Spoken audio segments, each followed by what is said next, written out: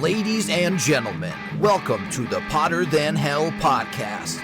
This is your last stop on the crazy train of hard rock and heavy metal. So sit back, buckle in, and hang on. Here we go.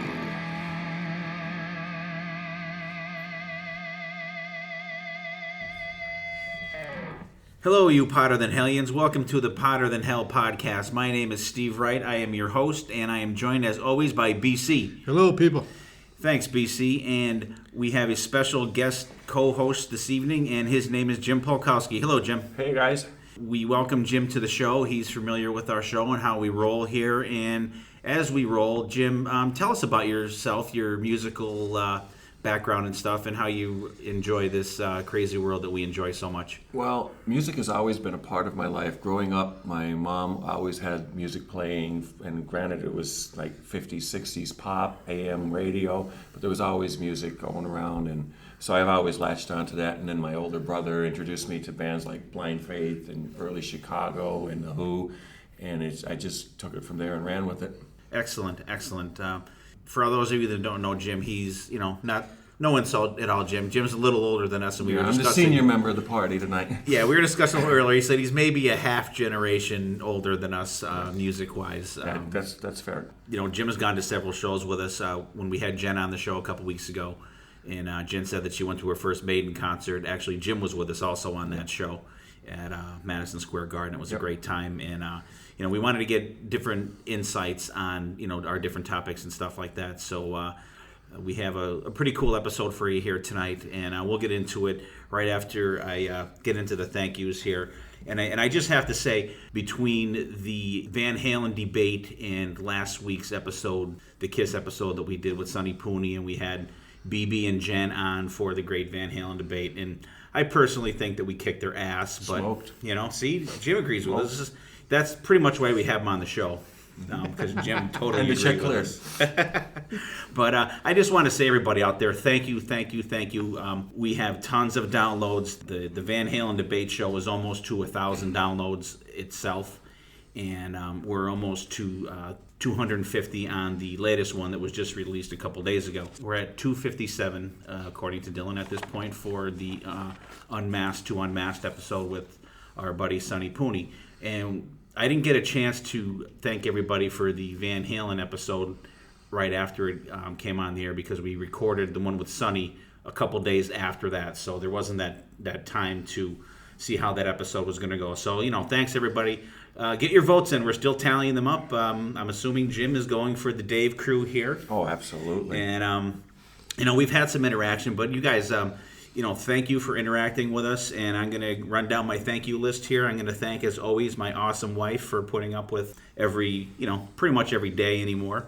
And here's a couple guys that have helped us out. Joel Habenspear, Jim Polkowski, he's put those awesome Vinnie Vincent Live pictures up online for us.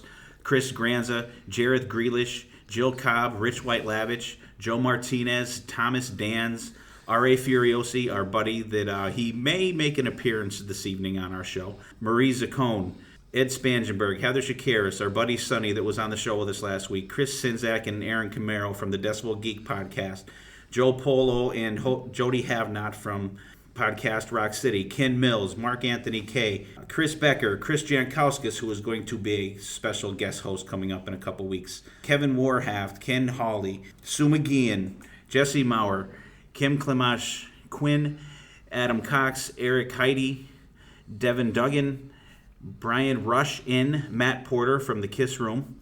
They just had an awesome episode this past Friday. Karen Miller, Mike Boknovich. Mike had a great comment about the Van Halen episode with us. Christina Green, Ron Buckley, he went to Jared Daniels, Kaylin Provo, Patricia Robinson, Tom Minarchik, Alan Smith, Gary Cornell, Florencia Zerdo, Laura Oxman, Dennis Michael McCall, Alan Smith, and Gary Cornell. And if we missed you guys, if we missed anybody out there that has helped us out or shared stuff or liked stuff that we have online, drop us a message. We will get back to you. Anyone that has not checked out any of our past episodes, go back and check them out. There's some really cool stuff out there. At this point, we're going to get into a couple little news items.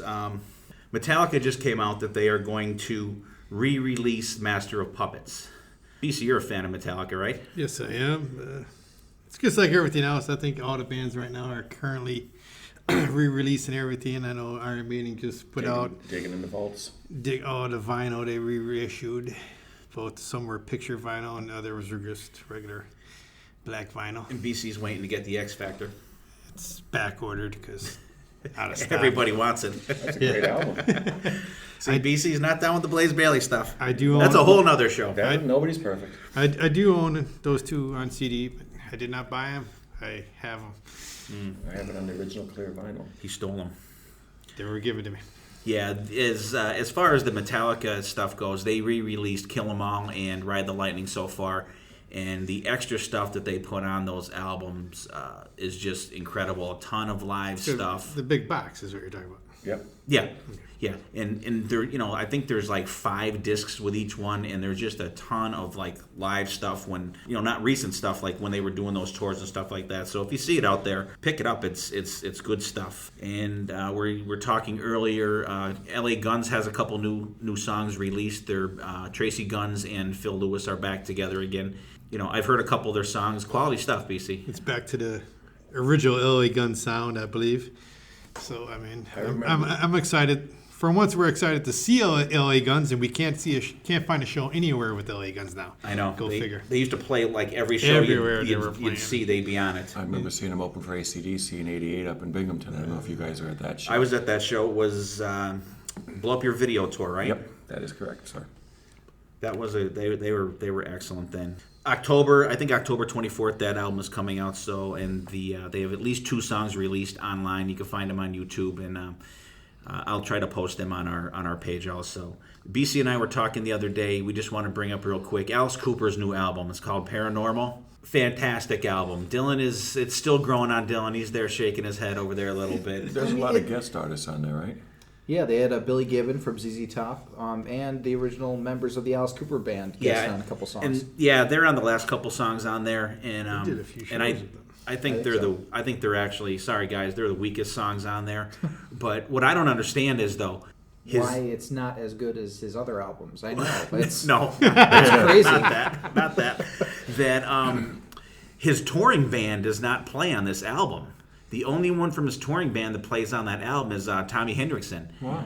Which is what I thought was really unusual, and no Chuck Garrick. I figured if anybody would have been on there, Chuck Garrick would have definitely been on he's there. He's like the musical director of his live band. Yeah, he's great. He's solid. He's been with Alice forever, and a heck of a nice guy. Yeah, I can't say that personally. I have not met the man, but I've been lucky to meet him a couple of times. Oh, really? He's a cool guy. That's cool. He seems like he'd be a cool guy to hang out with. But if you guys get out there, check that out. There's some really cool stuff. And I just think it is so cool. I don't know why it just struck me as really cool. The second song on the album is called Dead Flies.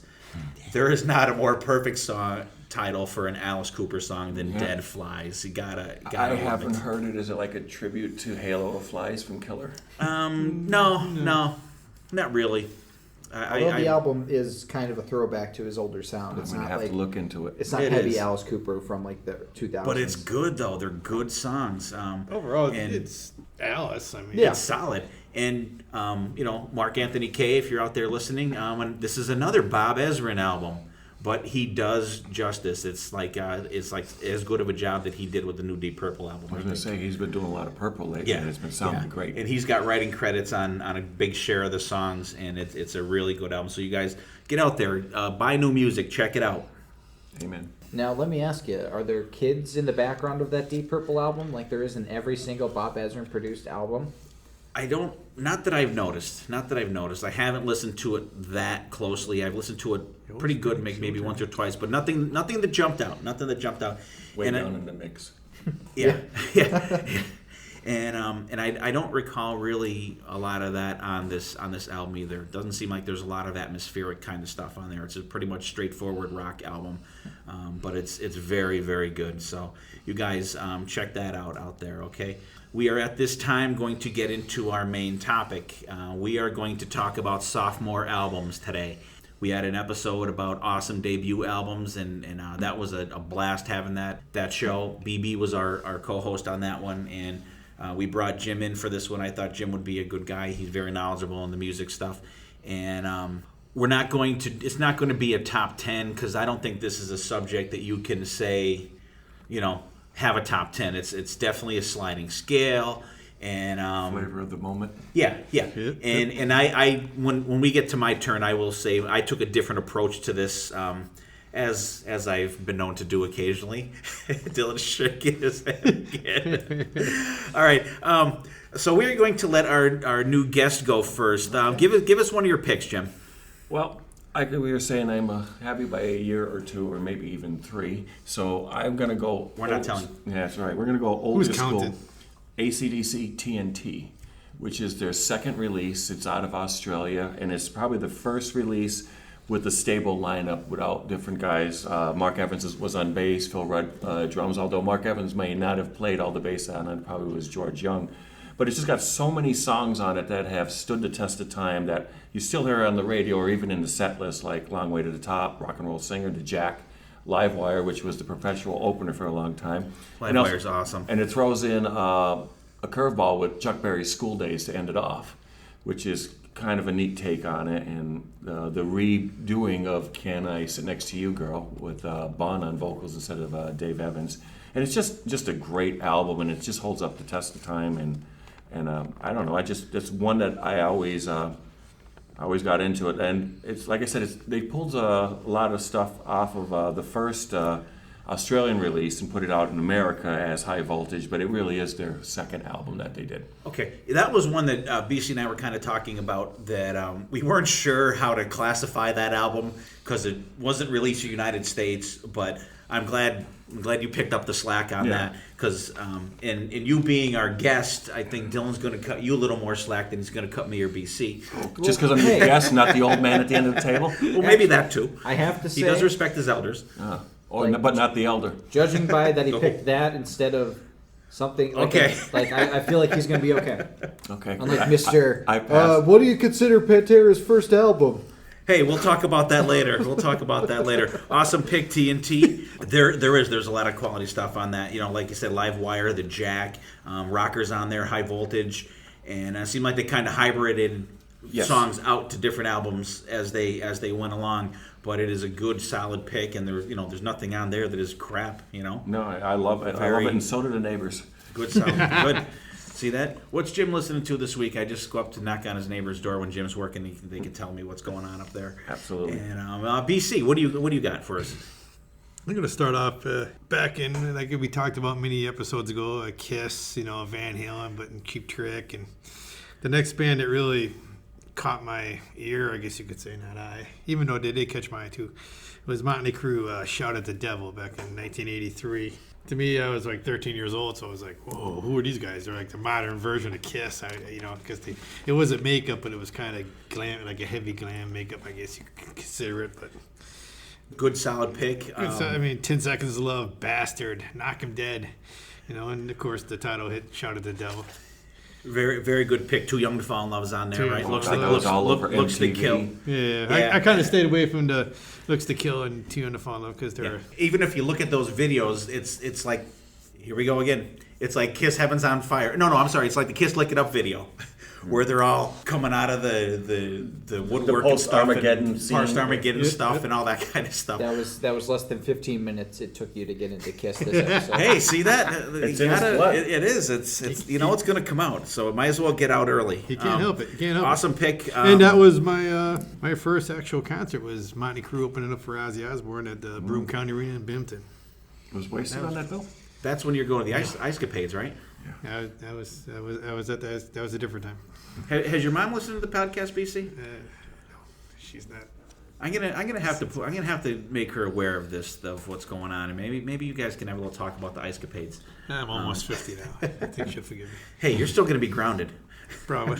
Moms are funny that way. Yeah, awesome pick though. Shout out to the Devil. And I do have to say, I won't say that BC and I cheated. We worked the shift together yesterday at the firehouse, and we kind of we had a little pre-production meeting, you could say, and we talked about our stuff just so we didn't get into what happened last time when we duplicated some stuff. So we kind of worked it out a little better this time, so it flows a little better. Before I give my first pick, I'm going to say how my different approach was. I approached my list like an album. I'm going to have a side 1 and a side 2. And side 1 is going to be called Classic. It's going to be like kind of older stuff. And then the side 2 is going to be the rock side, and it's going to have a little bit newer stuff that is newer than the stuff that is on the first side. Dylan, I'm going to let you pick. What side do you want me to go with first? Well, you have to go with Classic first, I think. Okay, we'll go with Classic. So this is in no order whatsoever, but I'm going to go with Kiss Hotter Than Hell. There it is. Shocking. No surprise, people. Came out in 1974, produced by Kenny Kerner, Richie Wise. Now, a lot of Kiss fans just dread the sound of this album, but it's what the sound of the album is. Like, I cannot picture them going in and re-recording this album. I don't know. It wouldn't sound right to me. It's not great sounding, but that's how those songs sound. Listen to the extra disc that came with Sonic Boom, where they did the Kiss classics, and Gene and Paul and Eric and Tommy re-recorded a bunch of songs, and Hotter Than Hell is one of the songs on there. It's not good. It's not good. I think they need to leave that album alone. I think it's great. It's a classic. There's still songs on there that they do to this day. They're still breaking out Parasite. They're doing Going Blind on their Unplugged stuff. All the Way they've played on the Sail Away show, and Coming Home. That song translated so good to acoustic. Like, that's on Kiss Unplugged, and it's just phenomenal. Your thoughts on this album, guys? I think it's a great album, and I agree with you. You don't want to see them do like what ZZ Top did with the 6-pack that they put out I guess it was when CDs first came out. They went in, they remixed their 6 albums and gave them more of a modern sound, more echoey, more booming. But the one album they didn't touch was LaGrange, for whatever reasons. And it changed it, and some ways it was great, in some ways it was like... I think it takes away from the classicness feel of it. Yeah. BC. I was just about to say that. I mean, sure, everybody wants to hear like a modern technology thrown into the mixes now, but it takes away from plus what you remember of it. Right. You're a kid back then, and it was like, whoa.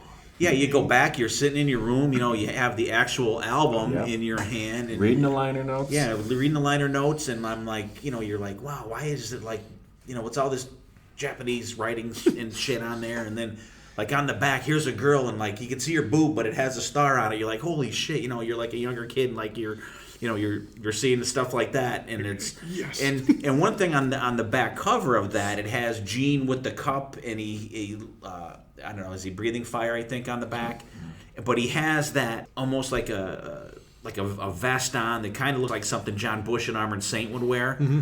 But it looks cool. It would have been a cool costume if they did that. Now, I think that would have been kind of really cool if they did that. And that's the whole idea of this show, is to get you guys, go back and listen to these old albums you maybe have not listened to for a while. Check it out and put yourself back in that frame of mind that you were when you were first listening to these.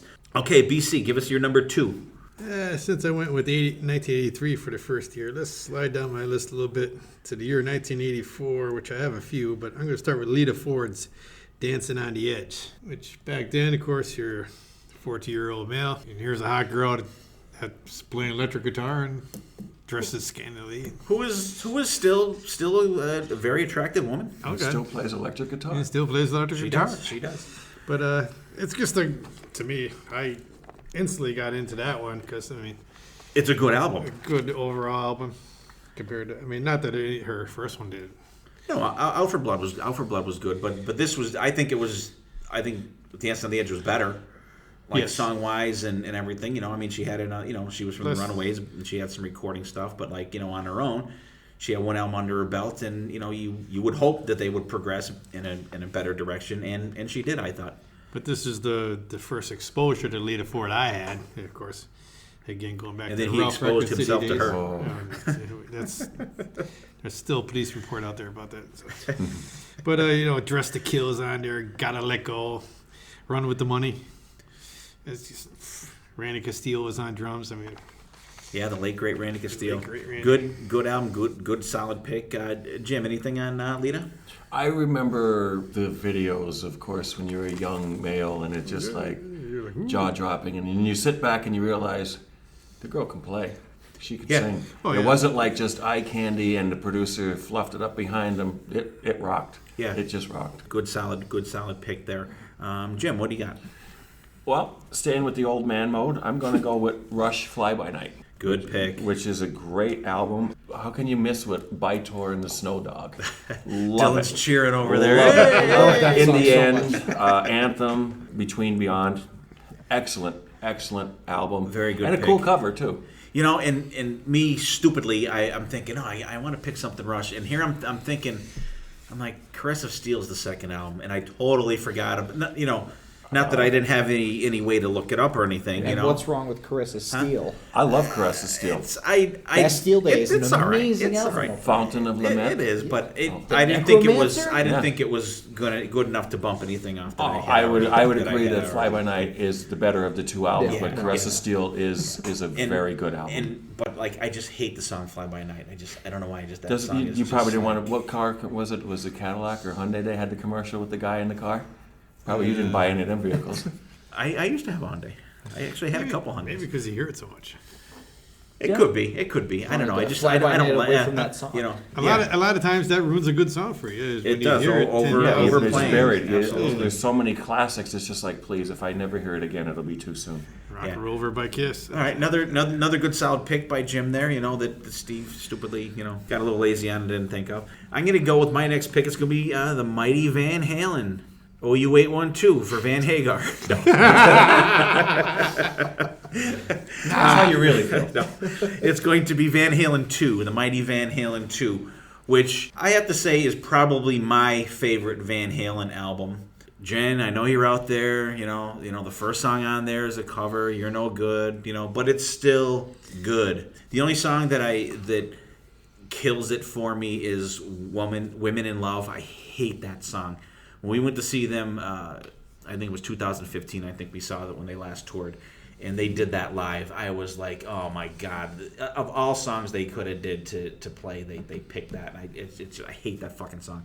But the good songs on that album make up for it, I think. Somebody Get Me a Doctor, Bottoms Up, Out of Love, Light Up the Sky, DOA, Beautiful Girls. I mean, BC, what do you want to do when you hear that album? You want to drink?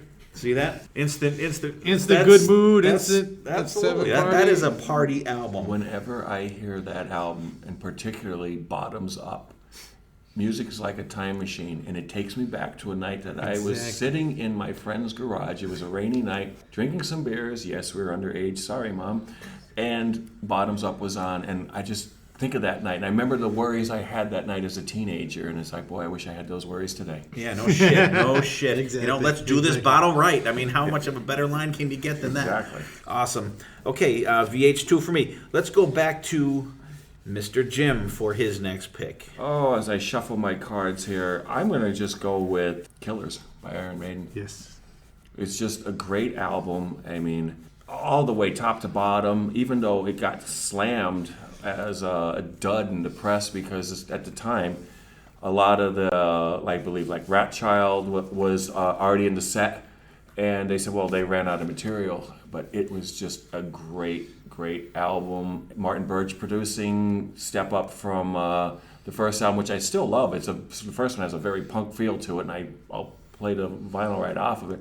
But Killers, I think, is an outstanding second album, and it was a great tour to see. I don't know if you guys were ever lucky to see that tour. No. Caught them with Paul, opening for Priest down in first one I saw was Peace of Mind. in Allentown with Joe Perry Project on the same bill, which is kind of different, but it was still, like I said, great album. I recommend it. Joe Perry's solo stuff was good. Yeah, I love it. Let the music do the talking. Aerosmith stole for Down with Mirrors, which is another issue. one of my favorite Aerosmith albums. But that's another. See, everything has another show on this show. You gotta love it. There's so much stuff to go on there. Talk forever. Killer's great, like Murders of the Rue Morgue. Yeah. I'm not a huge Paul Diano fan, but like if you watch that Hammersmith show that they released with Bruce singing, they do Murders in the Rue was Morgue. the opener.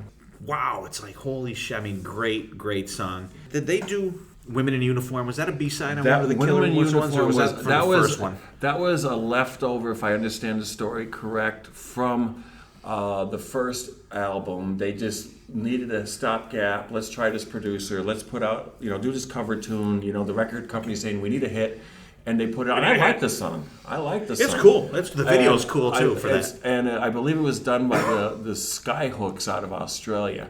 Oh, that's a cover? That's a cover tune. Oh. And Fun facts with Jim. That's one that they just immediately, okay, we're not doing that anymore. I don't think they've ever played it live. And right after then, that they let go. Seem to do it live. Yeah, they let go. Dennis Stratton and Adrian Smith rolled in, and then they.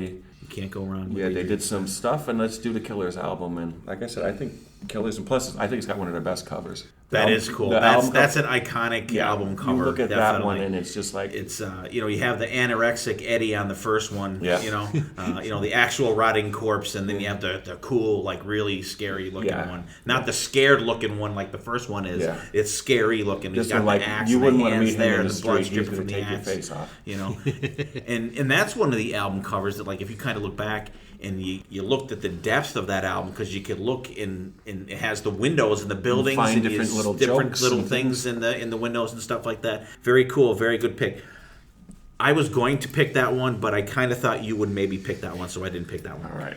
I'm going to go with my next pick. It's going to be the Mighty Saxon, Wheels of Steel. Well, scratch that one. I just off say my list. that I hope you have some backups. Yeah, I brought backups. Saxon Wheels of Steel. The first album they had, it was okay. It wasn't an extremely strong album. Wheels of Steel. Listen to Wheels of Steel on The Eagle Has Landed. I mean, that is just a fantastic live album. And there's still Strangers in the Night, 747. They still play that live. What else on there? Motorcycle Man on there? Motorcycle Man, Motorcycle opener. Man's on Freeway there. Mad, See the Light, dedicated to Fast Eddie Clark. Yeah. And these songs that stand the test of time. Yeah, they're still we playing just them saw now. them, last 2 years ago, maybe. Yes. Well, we didn't get to see them the last time they played because it was sold out, remember? No, but I mean, the last time was, 2 years? 2 years ago, we BB went to King's, see them. I mean, So that that was, was I mean, those songs... I got lucky enough to see them on that tour in Allentown, opening for Rush. See, that's what happens when you're older than me and BC. You get to see a lot of the other good older good shit. bands, and you guys missed a good one. Yeah, You missed I a good couldn't one. get out of the house. But like Saxon was a band that I honestly never thought we would get to see live. They're a band that, for some reason, they just never were able to take it to the next level in the States. I know, and there's they were just always that second tier band, and I honestly never thought we'd get to see them. And we've seen them twice now, right? Twice now. And Dylan has not yet. Because we were all set to go see Saxon and UFO a couple months ago, right? April. We got It lazy. was April and 1st, we and I thought you were just- joking that Yeah. that was sold out when you told me that day. Well, because I was at work. My second job is at a library, and we were going to go that night, and BC, Dylan, and I were going to go. I didn't know what time the show was, so I get online to look. See, I did get online. I did do, apparently I didn't do my due diligence in time, but I got on there to see what time the show started. I look, and it's sold out. I'm like, fuck. And then so I called Dylan, and he thought I was bullshitting. I said no. However, last in line, the original Dio band, they were playing in another venue, actually a little bit closer than the venue that Saxon and UFO were playing in. So we went to that, and the concert was great. So it worked out good. It was one of those surprise concerts that Yeah. you knew was going to be good, but when they came out and played, it was fucking great. It was. Who did the vocals? Andrew Freeman, the guy's name is, and Phenomenal. he's not Dio. He's not a Dio sounding guy, but he did the old. They did songs from the first 3 Dio albums with. He has a great Vivian voice. Campbell. I mean- Great voice. He did the songs justice, and he had his own spin on him. I mean, he didn't go crazy. He wasn't like like the guy from The Darkness singing the real high shit. But he was great, very solid, and they have an album out. What's that album called? Dylan, look at it for me, will you, buddy? Lost in Line? Yeah. I know they have another one coming out. Oh, really? They are doing They another they one. just played Vakin this last week, and I saw a video from it. The crowd was just like going Heavy crazy. Crown. Heavy Heavy Crown, Crown. the album is. Thank you. I'm drawing a blank there, too. And they did, I don't know, probably 5 songs from that maybe, and they were fantastic. They translated great with the band. So, Sounded great. I mean, it's- Wheels of Steel. That's my pick there. Sorry, Jim. That's quite all right. There's plenty to choose from. BC, what do you got? I'm going to stick in the year 1984, and we were just talking about Ronnie James Dio. I'm Stuck going to in go the with 80s. Dio with the Last in Line. Again, 14-year-old, and you just couldn't get enough of music in general. And back then, you know, paper route was your main source of income. So you had to be a little. And the internet was it back then, and Oh, it's God. just you couldn't get online and say, "Oh, I'm gonna check this out." You had to go actually buy stuff. I'm not complaining about that. Yeah. But I mean, That I was- miss that. I still try and do that. yeah. oh, I want the music in my hand. I I'm, really do.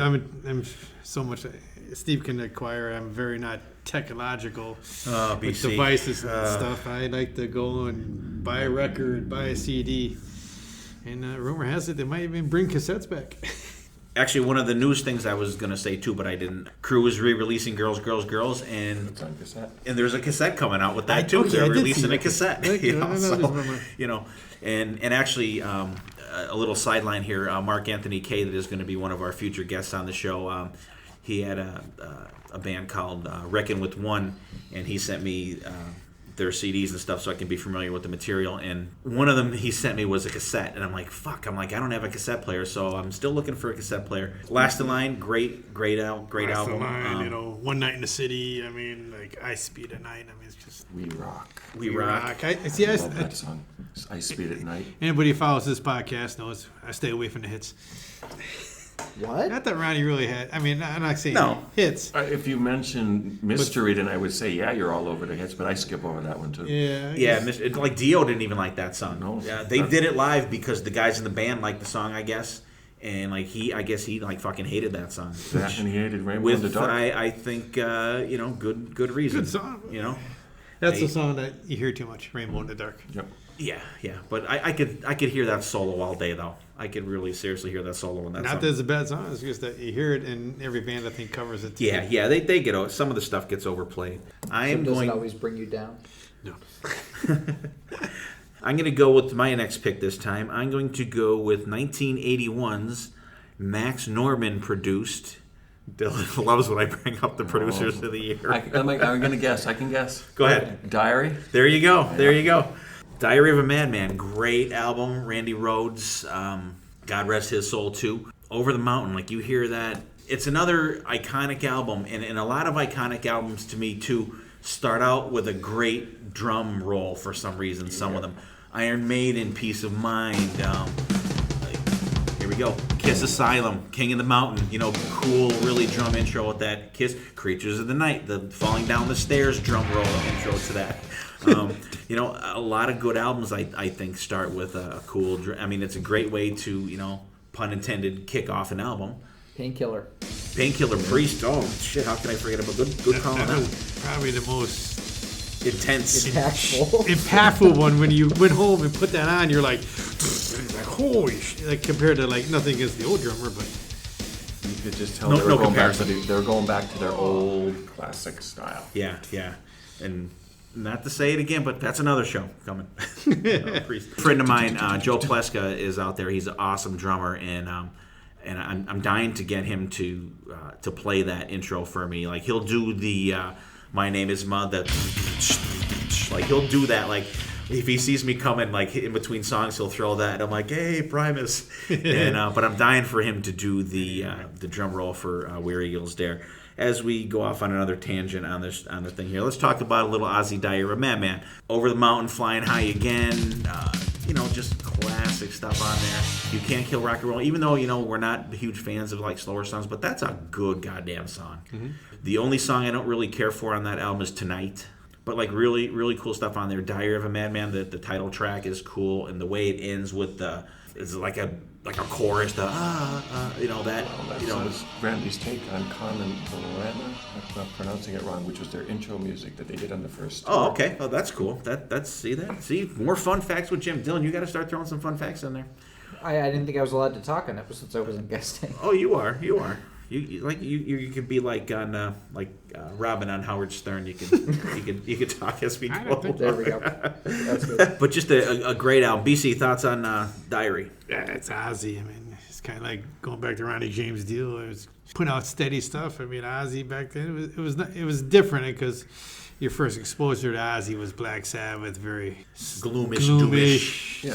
like heavy. I'm not that bad, but it didn't. It was a different. It was more upbeat. Different it was sound more- and a different feel. Different I think. feel, different you know, sound. because you don't have Tony Iommi writing this stuff. You know, And the riff master. If you believe that what's out there, that apparently like Bob Daisley is the one that wrote, him and Randy Rhoads pretty much wrote all these songs, and of course Ozzy's name is on all of them because Sharon makes sure that he's taken care of, which is her job. That's right. But right or wrong, but like Bob Daisley, I guess, is the main guy for like main bulk of the writing of that stuff. Have you read his book? It's very interesting. I don't. And then maybe we'll have a rock bio show here too. Did you talk about Bob Daisy? I don't know where I saw it somewhere, maybe Facebook. It said Bob Daisy and Frankie Banali. What it is Frankie Banali claims that he came up with that drum intro. Oh, okay. And Bob has taken the very high road. Yes. Oh, really? And Bob has taken the high road and said, well, maybe he played something like it, but Randy didn't introduce that song when they were recording the first album. So his argument is then that song he couldn't have written intro for, because even though Frankie and Randy, they kind of jammed with Ozzy for a little bit, but nothing came of it, and then they went to England and put Blizzard of Oz together, and therefore we had an intro, but it wasn't that one to that song. And he said it's been 30-some years, but it's not worth arguing over. Oh, that's the first I've ever heard that. No, I saw the headline real quick. Okay. I just always thought it's a good album. I just think it was a rushed album because they went in, they did the one tour of about a month in, and then right back in the studio again, and then fired everybody and came to the States. Yeah, I wish that every now and then bands would do that. These guys, like we were talking about it on one of the episodes. It was like record an album, tour for 6 months, boom, back in the studio. Another month or two later, bang, another studio album. Look at all these bands out there just pounding out albums in the 70s. Now you're lucky if you get an album every 5 years from some of these guys. It's a whole different world out there. That's the way it goes now, because it's so much more expensive to do everything now, and people out there aren't buying music like they used to, which I wish they would. But we on this podcast cannot be accused of that because we like to have the music in our hands. All right, Jim, next shot here. I'm going to go with a little-known quiet band out of England by the name of Motorhead with Overkill. Oh, nice. See, that was another one. I'm thinking Jim's going to definitely do Motorhead. How could you not? Damage Case? Come on, I can live by those lyrics. And Capricorn, though, is probably my favorite old-school Motorhead tune, especially off of No Sleep. But it's just, I'll Be Your Sister. There's a title that just lends to your imagination. And Metropolis and Overkill, Stay Clean, No Class. It's just... I love Stay Clean, man. I love when they play that. It just rocks. And that was one of the joys of when you talk to me about doing this. It's like going through and it's like, oh, I haven't played this in a while. And it's just like nice. Yeah. See, and like Jim says, I tried to... Everything that I picked, I tried to listen to, all the way through, so I can, get a feel for it. Like I said on the Kiss episode, that I wanted to put myself in the frame of mind when I first listened to this, experienced this stuff. And good pick. Like I said, I love Stay Clean. It's another good drum intro for a song with Overkill. Yep. He said he was practicing that, and they said stick with it, and they jammed on it, and then you got Overkill. Such a good song. That is, wow. Lemmy, God rest his soul. How that Lemmy. Guy will raise our beers here, the Lemmy glasses, Lemmy, and how Lemmy lived as long as he lived is just like, I'm just glad he fucking did. Mind-boggling. Absolutely. Did you ever get to see him?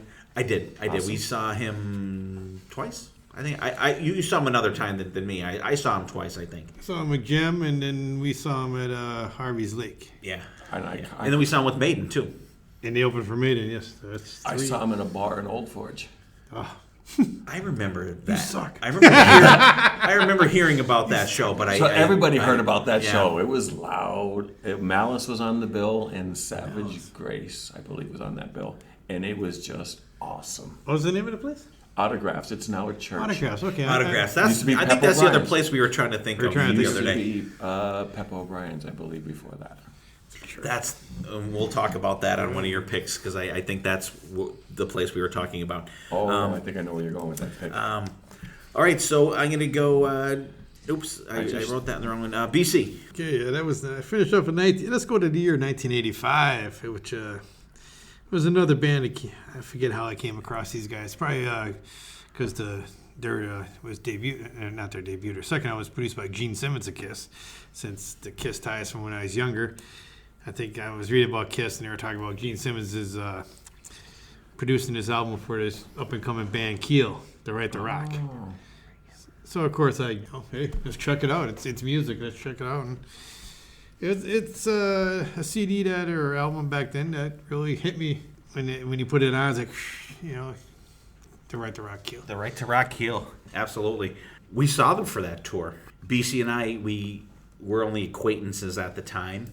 Keel played. They opened up for Quiet Riot at an amusement park that is now out of service, defunct. Burned about 6 times, I think. Burned about 6 times. And, They still haven't got the insurance for it. Yeah, they're still waiting for their check. And Keel opened up for Quiet Riot down there, and that was the first time that we had. This has nothing to do with Keel, but other than they opened the show. But this was the first time that we saw the Hair Club for Rockers. For Kevin Dubrow came out with the Is that a plug? With the new, literally. He came out and it was like, We're like, what the fuck? You're so used to Kevin Dubrow. It was so like I don't think anybody clapped for that first song because everybody was just like jaw on the floor. It's like, whoa, what the hell? Sounds like Kevin Dubrow. And no offense to Quiet Riot, but like Keel, I think they laid waste to Quiet Riot that night. Quiet Riot's tour was Quiet Riot 3, which was an okay album. Some weak stuff on there. There was some more, keyboards and shit on there, which at that time was, Rudy wasn't with frowned them at the upon. time. No, Chuck Wright was with them then. No relation, at least that I know of, anyways. You're looking to the family But tree. like, Ancestry.com, here he comes. yeah. And I work in the library. Maybe I can get someone to look that up for me. But like, Right to Rock, great song. What album I'm rather on? What songs we got on there, BC?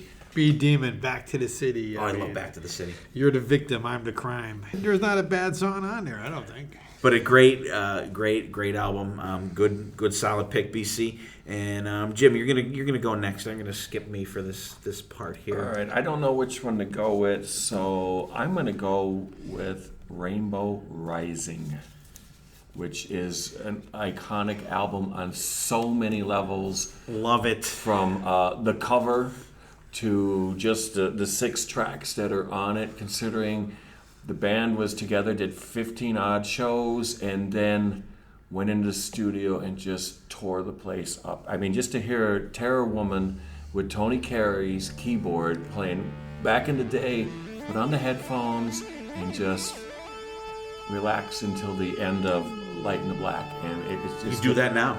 Yeah, it's just a great album, and it's one that you would throw it on, and it sounds like it was recorded this morning. It's so fresh. Absolutely. And it's Martin Birch, right?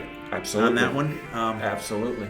And when I was talking about how I was doing mine in an album fashion, I was going to do a Japanese version, and there was going to be a bonus track on each side. There you go. And my one bonus track for the classic side is Rainbow Rising, so we could kill 2 birds with one stone here. And Dylan's shaking his head still over there. But Rainbow Rising, people, and I do too, love Stargazer, like epic song. I like A Light in Black better. I like the way Stargazer and A Light in the Black go together. Yeah. Like if you listen to the end where you could see almost like a character in the movie has gone through all that, where it's Stargazer, I can picture them like building, I don't know whether you want to interpret it as the pyramids, the Tower of Babel, or whatever. And then they escape, and then all of a sudden he sees the star that the other guy was trying to get to at the end. And it's just like the goosebumps are standing. See that? It's just they don't write them like that anymore. No. They don't. I love that album. We're gonna. I think the neighbors are gonna listen to it this week. Yeah. We have an episode that talks about kind of stuff like that. Dio is going to be a major factor in an episode coming up, and we're going to talk a little bit about that. To get back to Jim's pick, Rainbow Rising, just a fantastic pick. If you guys out there have not heard Rainbow Rising, please, by the love of God, buy it, go out there and listen to it. Listen to Sit it. down, take your time. Yeah, exactly. And get it, pick it. pick it up, check it out. Jim, awesome pick. Now I think we're even now. I think on picks that were stolen. Yeah. But sure the night's young. We're getting there. That's right. I'm sure there's there's going to be much stolen. more shots across the bow here. I stayed away from Maiden, Motorhead, and all that stuff because I figured. Well, that's what I figured. I tried to stay away from the stuff that I felt you guys were going to talk about. Otherwise, it would be a 20-minute podcast. I didn't go near Kiss. Absolutely. I didn't stay with that Kiss, so I tried to stay away. Yeah, because when we get going on later on, I'm going to bring up what BC and I, like, we both had it. I'll bring it up now. We had our top 10s, we compared it, and I literally had 7 I can believe of it. the same albums that I can BC believe had it. on his, and I'm like you said, you're going to be here 20 minutes. Yeah, exactly. So I think also the idea is maybe some people out there might have skipped over an album. Like, I'm going to probably look into some of the things you guys have talked about that I might have skipped over, being that little bit older and not thinking, well, right, geez, something that you weren't really checking out. Yeah, no, but now maybe give it a second shot. See, that's what we're all about here. We want to get people out there discussing things. If you're not a Motorhead fan, What's wrong with you? Check out. Yeah, okay, absolutely. Where have you been? If you're not a Motorhead fan, give them a shot. Check it out. Go pick up Overkill. Pick up Ace of Spades. If you really want to get into it, pick up one of their live albums, and that way you get a. Just where your lawn will die. Yeah, and there's several out there for you to choose from. And dozens of compilations. Yeah. I have to say though, I'm disappointed that there's no like live versions of that latest album because there's a lot of amazing songs. Oh, the last album he did, Black Magic, right? Unfortunately, they didn't do much off of that No, album. I think maybe When the one Sky song- Comes Looking for You, that's I it. think was the only song That was on it. there. They did the live album, But, and they have the new compilation album coming out next month with all the B-sides and the cover tunes. The Stones. Oh, that's gonna be cool. You did a cover of Bowie's Heroes. That's going to be on it. His version of Hellraiser I was just gonna say, I is love going that to be song. on I love it. that version. So that's coming out in a special deluxe issue, which I'm going to have to. So how much did Motorhead pay you for the endorsement? He didn't have to pay me anything. I met Lemmy, and it was. I will just constantly. Was he playing the slot machine in I the hate corner of the Jim, I hate rainbow? Jim even more. No, At it was the Rainbow damnedest Star. thing. It was. I was working the show that they played up at Montage, and as they were done, they had me down where Anthrax headlined, and the police were coming down with the thing, and everything stopped. And I turned around, and there's Lemmy. And I go, Lemmy! Was there light coming from the sky?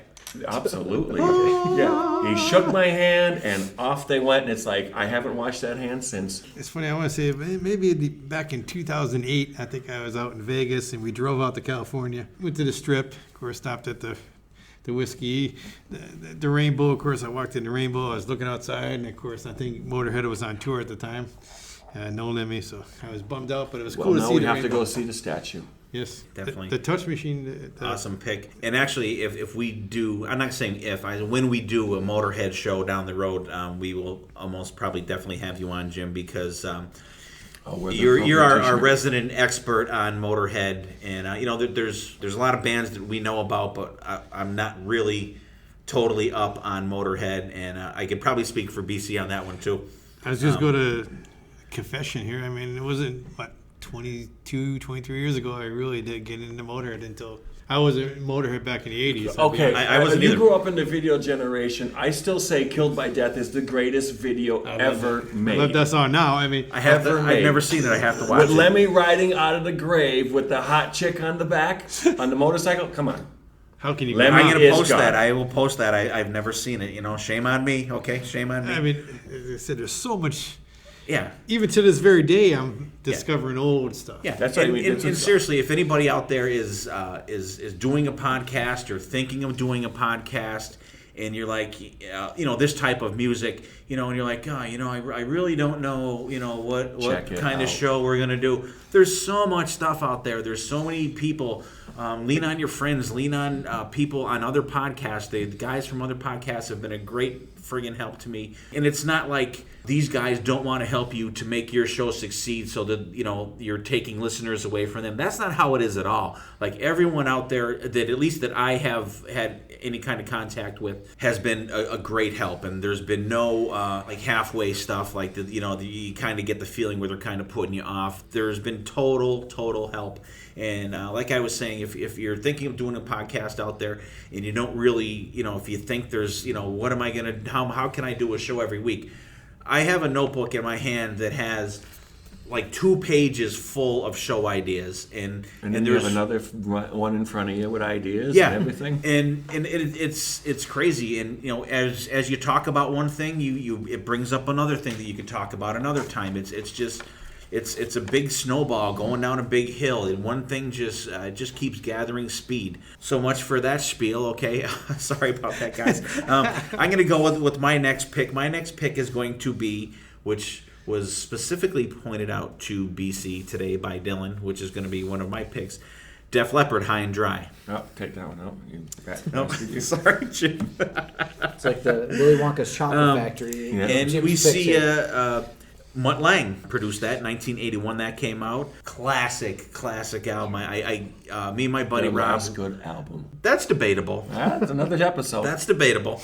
But Going on and on. fantastic album. Me and my buddy Rob, this was one of the bands besides Van Halen that we got into, besides Kiss, like 80, 81.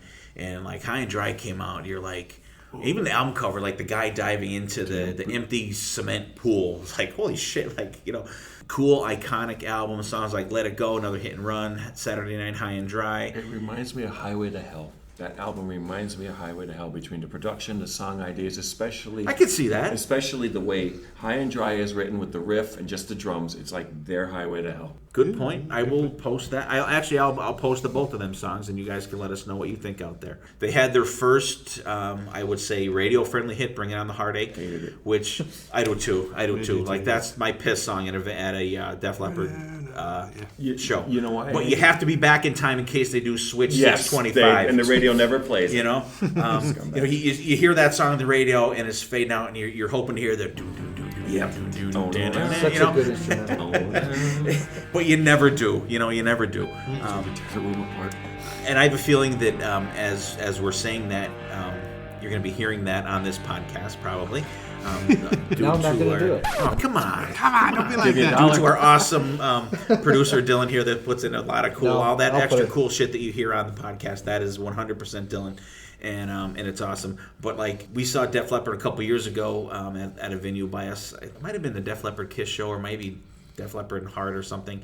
And they did that, and it was fantastic. Yes. Phil Collin and Vivian Campbell came out, which, number one, I believe that Vivian Campbell is extremely wasted in Def Leppard as a guitar player. Amen. Exactly. Extremely wasted. Very bluesy. For Phil Collin, people don't realize what an awesome guitar player this guy is. He is just fucking phenomenal, this guy.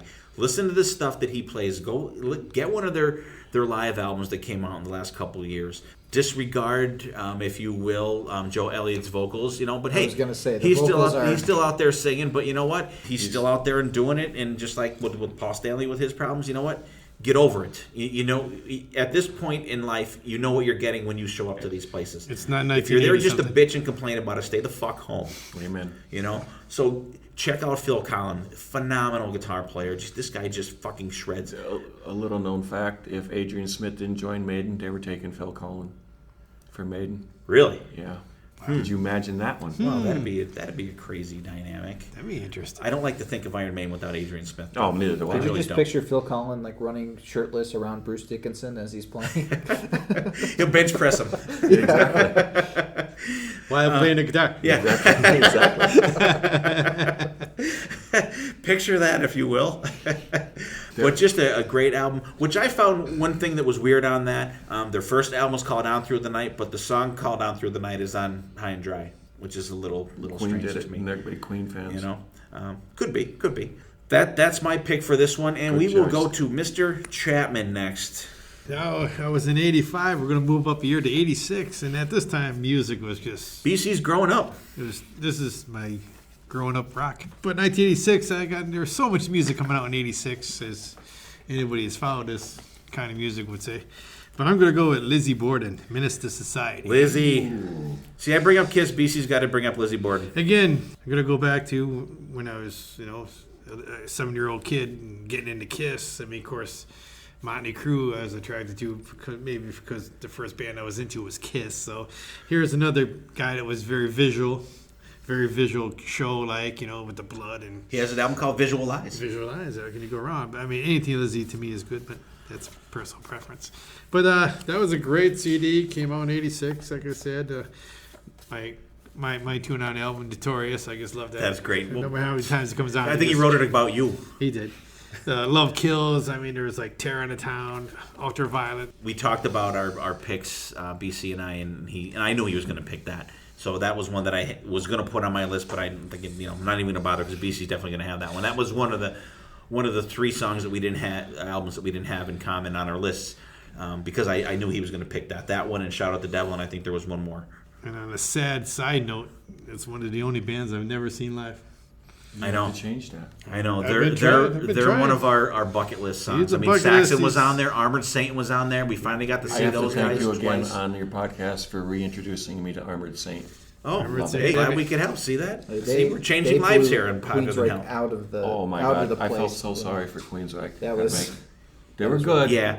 But In Armored Saint was Queensryche in that much show, I better. didn't think they showed anything until like the last part of the show. I thought they were very lackluster. Sorry guys, I Music by the numbers. absolutely love Queensryche, but like Armored Saint just kicked their fucking ass that night. It was a good night to be alive. In New York City. What was the name of the place? Irving Plaza. The Irving Plaza, which I It is thought not kind of a plaza at all. sucked as a venue. Oh, I liked it. And Jim, glad we could reintroduce you to Armored Saint, which is a fantastic band. They just missed the cut on my albums, by the way. So, okay, have you seen Lizzie? No, I have not. Okay. Okay, good. I think you would have strangled me if I did. Well, I think he I would have had to would've started leave crying. I would've if he had seen Leslie Like, Gordon. he wouldn't be able plays to- California But I did in stay at Vegas. the Super 8 last night. He did a show. see. He did a show in New York City 6 years ago. I never remember seeing any kind. No, that's kind of a thing. Like you hear about it after it happened. Yeah, and it's you're like, what the fuck? But like Lizzie Borden, if you're out there, I'm sure you're listening. But there is you're subscribed. He's supposed to be coming up with some new. Road trip. He just signed a. he signed a deal he for signed a, 4 like a records? four Four or five record deal. So We'll have to get our buddy Frank out there. Frank and, will drive us and- Frank is our limousine service that we use. Signature Limousine. If you're in northeastern Pennsylvania, give Frank Gilroy a call. Look him up. They're online and everything. Door-to-door service. Awesome. Door-to-door service. Absolutely great. He picks us up. We pile in the car with our cooler full of beer. Gets us there We safely. wouldn't do that. No. I mean, I'll tell you what. We've gone to New York City several times. The first time that BC, BB, and I went, we went to see that metal show, and it happened to be the show that Ted Nugent was on, which was fucking awesome. And we just get in the car, we put our shit in there. Tell Frank the address. No GPS, no nothing. This guy's been in New York City more times than the mayor, I think. There. we got there. We're there kind of early. He goes, "Hey guys, you want to drink a few more beers?" We're like, "You don't have to twist our arm to drink a few more beers." So he pulls over, flips on the 4 ways, and we sat there, had a few more beers, and then Probably hopped about out. half an hour. And a half hour later, we hop out of the car. We told him, "Hey, 11 o'clock, come by." We come out of the show, and bam, he's right there. We're in the. I thought for Saxon it was amazing to step out into Times Square at midnight and say, I'm in Times Square. It's midnight. And all of a sudden, boom, there's your ride, and you're in Jersey in 10 minutes. Yeah, yep. It's amazing. Frank, we love you, buddy. Signature Limousine out there, guys. If you live in northeastern Pennsylvania, they do airport pickups and everything like that. Wow, this is like quite a commercial. Okay, Menace to Society, Lizzie Borden, you guys, probably an under-the-radar band for a lot of people out there. Check these guys out. They're on iTunes. They're on Amazon Music. Go on one of those. Check them out. You like it? Buy the CDs. Or even if you subscribe to the thing and you download their stuff, they get credit for it. So you're not pirating their music if you get on a streaming service with those guys. Jim, next pick. All right, I've been kind of stuck in the 70s, so I'm going to go into the 80s. Jim's growing up too. Yeah. I'm going to go with Alcatraz Life Sentence. Wow. Nice. And what I like about it is I love live albums. It was done with Yingwei, and there was Our buddy. There could have been. I know we're not going to go there. Sure we are. Okay. No overdubs because he was already probably fired from the band because it sounds like a contractual obligation album, but it's just a raw, great rockin' album. And it was. I saw that tour at your Rocky Glen. Opening for Ted Nugent. I don't remember that. And What tour was it for Ted? Penetrator. Okay, see, 84. I don't see. And He's older. and yeah, See all this cool shit. and it was just a great memory of that show. The thing was, They arrived late because of a thunderstorm. They had a bucket on the stage because the roof was leaking. No sound check. Sounds like our high school. Yep. No Or sound fire check. station. And you couldn't hear Graham Bonnet's vocals because they were so loud it was just pure distortion. But again, like coming back, they did Since You've Been Gone, Hiroshima Mon Amour, Night Games, Krina. It's just a great album, and it's been re-released on CD with the whole show, about 75 minutes long. It's a one. That's cool. I'm gonna have to. That one I am not familiar with. I'm familiar with Alcatraz, but not their first three albums specifically. are brilliant. Steve Vai came in for the Right. album after that, and it's more of a, considering it's Steve Vai, amazingly more of a commercial album than the first one, but a great album. But Life Sentence is I consider one of the best live albums out there. Awesome. I'm going to agree with Jim. I'm a fan of live music. I know I can listen to live music rather than an album. I'm a live I'd music rather guy. hear it live. Yeah, Everybody, and I get pissed when you see people at shows like, "Oh, it don't sound like the album." Well, if you then want go to hear home and listen to the album. you want to exactly. You want to hear the album, go home. Stay home. This is live music. It's not going to be perfect. And that's I love that's like some of my favorite live albums aren't perfect. Like you listen to Aerosmith live bootleg, warts and all. you swear that the band is about to come unhinged in half of those songs, but they make it to the end of the song. You just love it. I just picked it up on vinyl. Matter of fact, You're a good man. Oh, really? That's a good goddamn It was album. good fun. Yeah. And it pretty much does sound like a bootleg, but it's good though. I like the version of Lord of the Thighs on that album is just phenomenal. You can hear the arena shake with that album, and that's what I like. You could just the atmosphere is awesome. And then the couple songs that they did from the club days I think it's on the fourth side with Mama Kin or Mama Popcorn and the old James Brown tune and stuff like that. It's just from I believe it's from Paul's Mall in '74.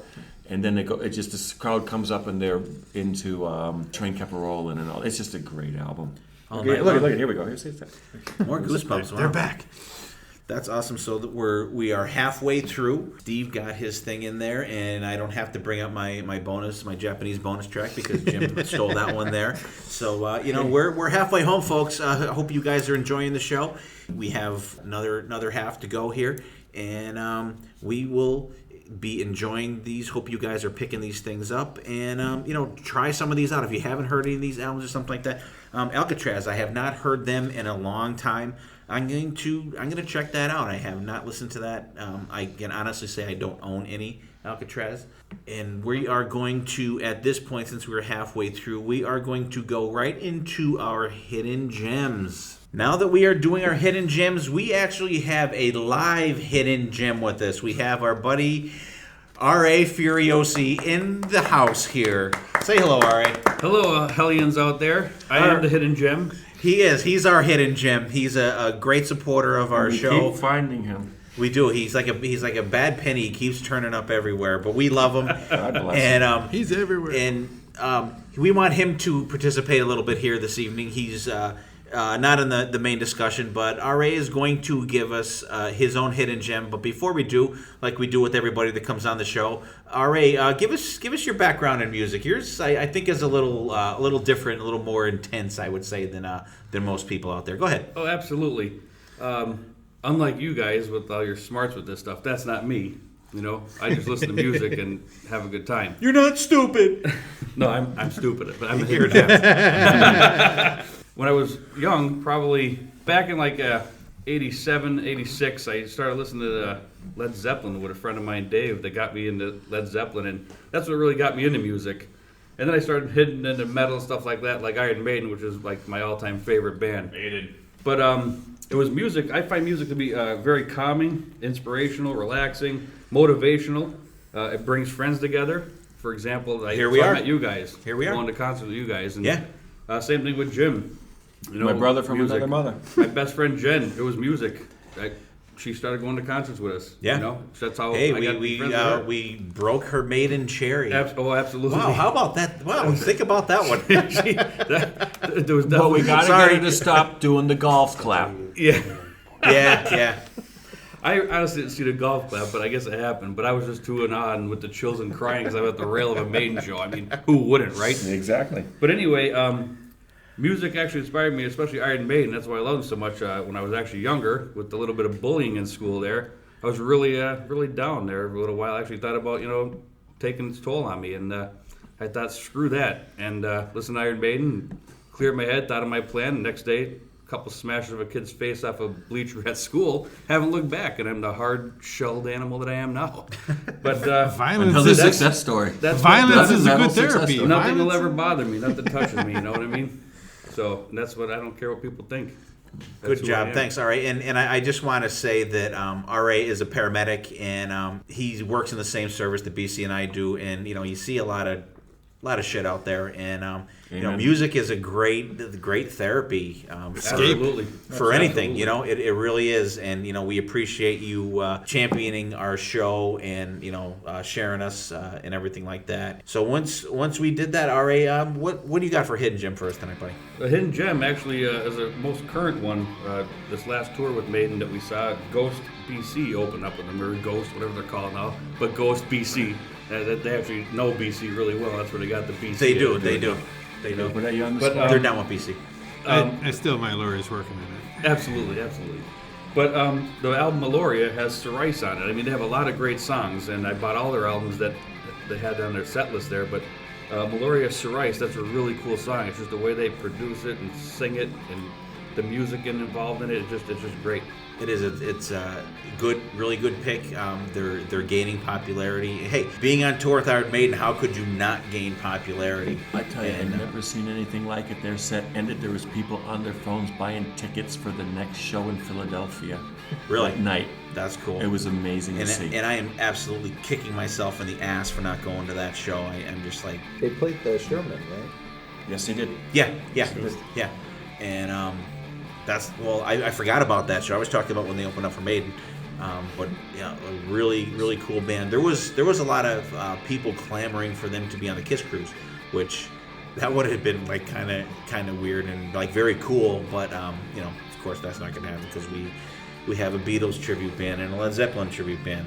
Nothing against Beatles fans or Led Zeppelin fans, but it's the fucking Kiss Cruise. Come on, give me some more, something with a little more oomph in it, for us Kiss fans. Ghost BC, they're like a death metal. You would not think it other than their costume. Yeah, they're very satanic. However, it's in the an music's off-the-cuff way. It's very the music's satirical. not the lyrics, maybe, in some of their songs, but the music, you're like... they're a hard band to define. Yes. Like, are they metal? Are they... I They don't know how to remind me of classify them. Bloister Cult. That's what they remind me of. Yeah, I guess the melodies and the songs, right? Yeah. They're just yeah. songs. They do. You They walk have out of it some singing the songs. very atmospheric stuff out there. All right, awesome pick. And thanks for showing up and hanging out with us tonight. We really appreciate it. Jim, give us your gem. Jim. All right, I'm gonna go. This is a very hidden gem. This is one I would think you guys out there should try and find. Try and find anything by this band. I hope it's not too hidden. No, I think it's not. It's a decent Easter egg hunt. It's Okay. Talus. Ooh, Sink your teeth Billy into Sheehan. that. Really shame. It's their second album, and I remember hearing on WAAL one night, High Speed on Ice, and I just had to seek out this band. And I just threw it on this past week to give it a re-listen, and it's just mind-blowing, the album it is. It's got the chops on it, and it has the melodies and the songs that make you say, like, why didn't I not make it any bigger? I know they opened for Van Halen on that tour in 80, and then this album came out in 82. And there's just a lot of stuff that I don't know whether they just didn't have the right management or the right whatever to put them over the top. I mean, Shy Boy was on that album, Shy Boy, the yeah. original version of that. And the B-side, you listen to it, and it's like you can hear there's so many potential singles on that side. Smart Lady, Hicktown, King of the World. It's an album that if you can find it, get it. Any of their albums, Live Speed on Ice, the solo album, the self-titled first album, Talus, they're good albums. Check them out. Cool. Talus, thanks, Jim. And Jim, do us a favor. Share us some Talus on our Hotter Than Hell All right. Facebook page, if you will. I'm actually excited to hear Billy Sheehan's new supergroup coming out with an album later Yes. on this year. Yes, and Sons of Apollo. they did just do a Talus reunion in Buffalo, I believe, a week or two ago. The original guys, and they did a show up there. Cool. That's awesome. What's the name of that band, Dylan? With Sons of Apollo. It Sons has of Apollo. Mike Portnoy, Derek Sheridan, the old good keyboardist from Dream Theater, Theater. Jeff Scott Soto on vocals, see. and Bumblefoot, who was in our favorite show, the Guitar Guitar Gods. Gods. Yeah, he was one of the ones that was tolerable that evening. Hey, like his guitars weren't working, his band decided to jam They to played some some Iron Maiden. Maiden. Yeah, There you go. that was like absolutely the best part of the night. Gary Hoey kicked ass too. Gary Hoey, Gary he's Hoey's great. Gary Hoey was Gary fucking always great. kicks ass. Very, very cool. Okay, cool. Talus for Jim. We got Ghost BC or Ghost not BC for RA. BC. And BC's in the house. Speaking of BC's in the house, BC, who do you got? I got New Kids on the Block. They're Oh, God, hang it tough. Love it. Awesome. God, they were hung. I have a Walmart just came out. I think Donnie is the most bartender. underrated. He definitely was. He definitely was. Yeah, but he wasn't good in Band of Brothers. Wait, that was his brother. Okay. Well, it was the Band of Brothers. So. Okay, inside I'm Boston. gonna unplug the amps and turn them off, and I'm Wow, gonna go BC's acoustic with a band, a 3-piece band, Mr. Reality. Mr. Back Reality. in Well, this is really 1992, these guys came out, and they just came out with one album and kind of disappeared. But if you're into acoustic music, check these guys out. It's just phenomenal band. Is it all acoustic stuff? It's all acoustic. Acoustic guitar, bass, and drums. 3-piece band. Really? I've They're never- very this is the- hidden. I've never even I heard first of heard of them 30 seconds ago when you mentioned it, so I'm going to have to look into this. In my yard. I mean, the songs are just like three guys. I'm pretty sure they all grew up together in, I want to say, New York, New Jersey area. And they just the 4th of July. I'm going to ask a stupid question here, BC, and I'm trying not to insult you, but do you have the technology to share them, or shall I? I have the CD. Okay, I'll look them up online. you have I'll to share, borrow I'll, it. share You have them, to I'll borrow. share them on the site. I'm sorry, I don't mean to be a dick like that. I'll be the first one to admit Well, that. that threw me for a loop. I never even heard of those guys. So You that's just like put it on. It's deep it's, hidden, Jim. So you're really gonna have to dig for that one, and I will dig for that, and I will. There, put them it's in. online, I This believe. gallery of sound, here we come. There they are, Mr. Reality. All right, was that? Would you say 1992 for that one? 1992. That's an odd pay. BC just kind of threw me for a loop there. Okay, Mr. Reality, check it out. Maybe that's what we're gonna call you now, Mr. Reality, Mr. Reality. or Missed Your like it. Reality. Mr. Reality. That's good. That's your first album title. There you go. All right, BC's got the album cover up So there. you're We'll- not we'll that post technically challenged. See? I can pull that up. There you go. Hey, let me pull that up. I'm learning. All right. Cool. Hey, you It's guys, on check out- Amazon.com, people, so get out there. Oh, all right. there Okay. you go. I can definitely share that then. Cool. Okay. And my pick is going to be, some people are going to go, what? What? As soon as you What? hear the name of the band, people are going to say, really? I am going to say Trickster, in the band, or not the band, the album is called Here. It's their sophomore album. Yes. And I'll tell you what, don't go by Give It To Me Good, their, One their in a song or Million. whatever, 1 in a Million. Don't go by that. This album, rocks. It really does. Didn't they open for the Scorpions in 80 or 91 down Yes. on that tour? I don't know. Because I think they sound familiar to me, I don't they know. were very good. I think they were the open. Yeah, because it was Scorpions, Great White, and I think it was Trickster. Trickster, I believe Okay. you're correct. That one I They were good. I did not see. Real good live. I mean, they're still playing out. still playing out, Steve yeah. Brown, he stood in for Vivian Campbell when he was out of Def Leppard getting chemo treatments. The only American guy that played in Def Leppard. Great guitar player. Check out this album Here. You will not be sorry. If you like good, hard, melodic rock from the, when did it come out? I think it came out in 1992. 1992 it came out. And by then, a lot of that kind of music lot of it was was on the dying out, downslide, and absolutely. a lot of people didn't hear it because it wasn't pushed. Right. Like the "Give It to Me Good" and their first album. Right, was. I don't think they had the push They did behind not. that They did album. not. The record labels songs were like all "Damn just- Good," "Rockin' Horse," "Power of Love," a song called "Blood Rock," "Waiting in Line," and there's a song "On the Road Again" and "What It Takes" towards the end of the album. Just a phenomenal album. So you guys, seriously, do yourself a favor. Check out Trickster Here. Okay, that's my pick. Good job on the picks, guys. RA, thank you for participating, kind of off the cuff here, And handing me a beer. for that, Oh, yeah. and I'm- for bartending us. Absolutely. For I'm a good bartender. he is. He's a good bartender. And, Remember, he works on tips, people. That's He right. does. He Tips does. and tips Don't- alone. Don't play in traffic. Don't play in traffic. All right, we're gonna get back into our sophomore album discussion here, and we're gonna go back to BC. What's your pick here? I'm staying in the year 1986 because it was a good year. I graduated high school that year. And I started driving that year. Oh God. The roads have never been the same. I'm gonna go with Megadeth, Peace Sells, but who's buying? I mean, it's just Good album. I mean, BC, can you put a price on peace? I can't. I mean, just Wake On a Up piece of Dead. what? I mean, Devil's Island. Oh, Jim's throwing another card away. Another card is retired. It's okay. I mean, it's just the Conjuring. I mean, it's just. Hey, here's an album that's so good that when Headbangers Ball was on, that was one of the main music riffs on that And show. the news. You know? And Yeah. MTV But News. for me, it was a different music style too. I mean, Yeah. it was a little Oh, it more. was much heavier than, much than a lot of heavier the than shit that was out in a lot of shit 1986. that were- Absolutely. And it took Dave like quite a while to realize that he was a political band. And people were like, "You're a political band." No, we're not. But they're a political band. Yeah, he got the name of Megadeth from a anti-nuclear war pamphlet. Yeah, on the bus. You know, on the bus the right back, after he on got the long, after he lonely got 4-day kicked out bus of ride the from New he York stayed, to. Yeah. I think he stayed truer to his roots through his whole career than Metallica did. Oh, absolutely. I rank Exactly. Megadeth higher than Metallica. Thank you. We have Absolutely. we've discussed this before discussed it on in the the show. show. I don't even know which episode it was now. forget. But, I personally think Metallica's better, but you got to give it up to Megadeth for consistency. I will say Megadeth is Not, definitely not more band wise. Putting albums out.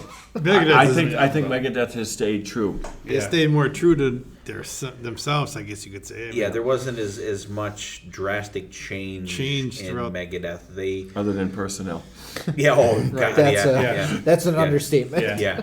Yeah, You look on Wikipedia under And that was band his members. band it's- past that's a band whole members. page in it's- itself. you got to know? scroll down. That's his attitude. There's not a section. You got to sit there and scroll Yeah, down. yeah. Play guitar and deal heroin? Come on in.